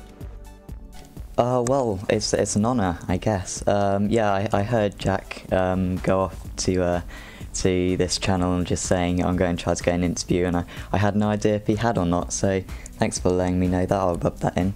But yeah, really good race up there. I'd just like to say congrats to Pure Racing and Max there, so that they drove really well, and just to be within a minute of Pure Racing is I think a decent achievement, so just really happy with that, really.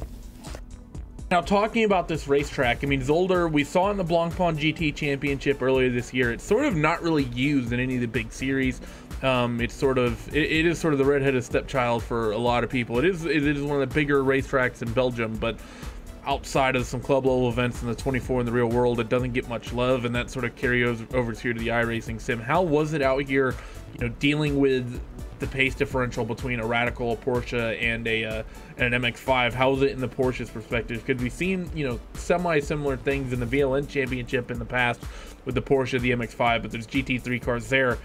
How is, say, dealing with a Zolder different from dealing with a Nordschleife or dealing with, a regular typical style circuit? Well, I thought the driving today was actually really good between the classes, so I think any issues that there were going to be were kind of reduced, and of course it's not an easy track to overtake, it's quite narrow, so you got to have trust in the drivers that you're overtaking, but I thought the driving today was really good, and yeah, I never really enjoyed this track before, but this week practicing around here really got a good groove for it, and yeah, really had good fun out there. Well, thanks for joining us, Sam. Before we let you go, any shout outs, who would you like to thank? I'd just like to thank Fitstone Motorsport and Fighting CRC, and Jack for, despite not getting an interview, of course he helped me out with the fuel quite a lot out there, and also the race organised for putting this on, and RACETRACKART for donating the prizes, and also you for, top-notch broadcasters ever, so thanks for that. He's evidently not listened to the broadcast yet. No. Well, that's all we got. Paul Smith and the top tier commentators weren't here. Paul and Cam couldn't be here. No, well, to be fair, you were the one that said we had to do this because this was prep for us. Well, right, because we were practicing for a thing that may no longer be happening. Yeah. So that's good. Thanks, life. Well, that's all we've got time for here, ladies and gentlemen, on RaceSpotTV. Thank you so much to RaceTrackArt, the presenting sponsor of the 3 Hours of Zolder, organised by Racing Community. Myself, Randy Chuneth. We'll talk to you all next time. War Eagle.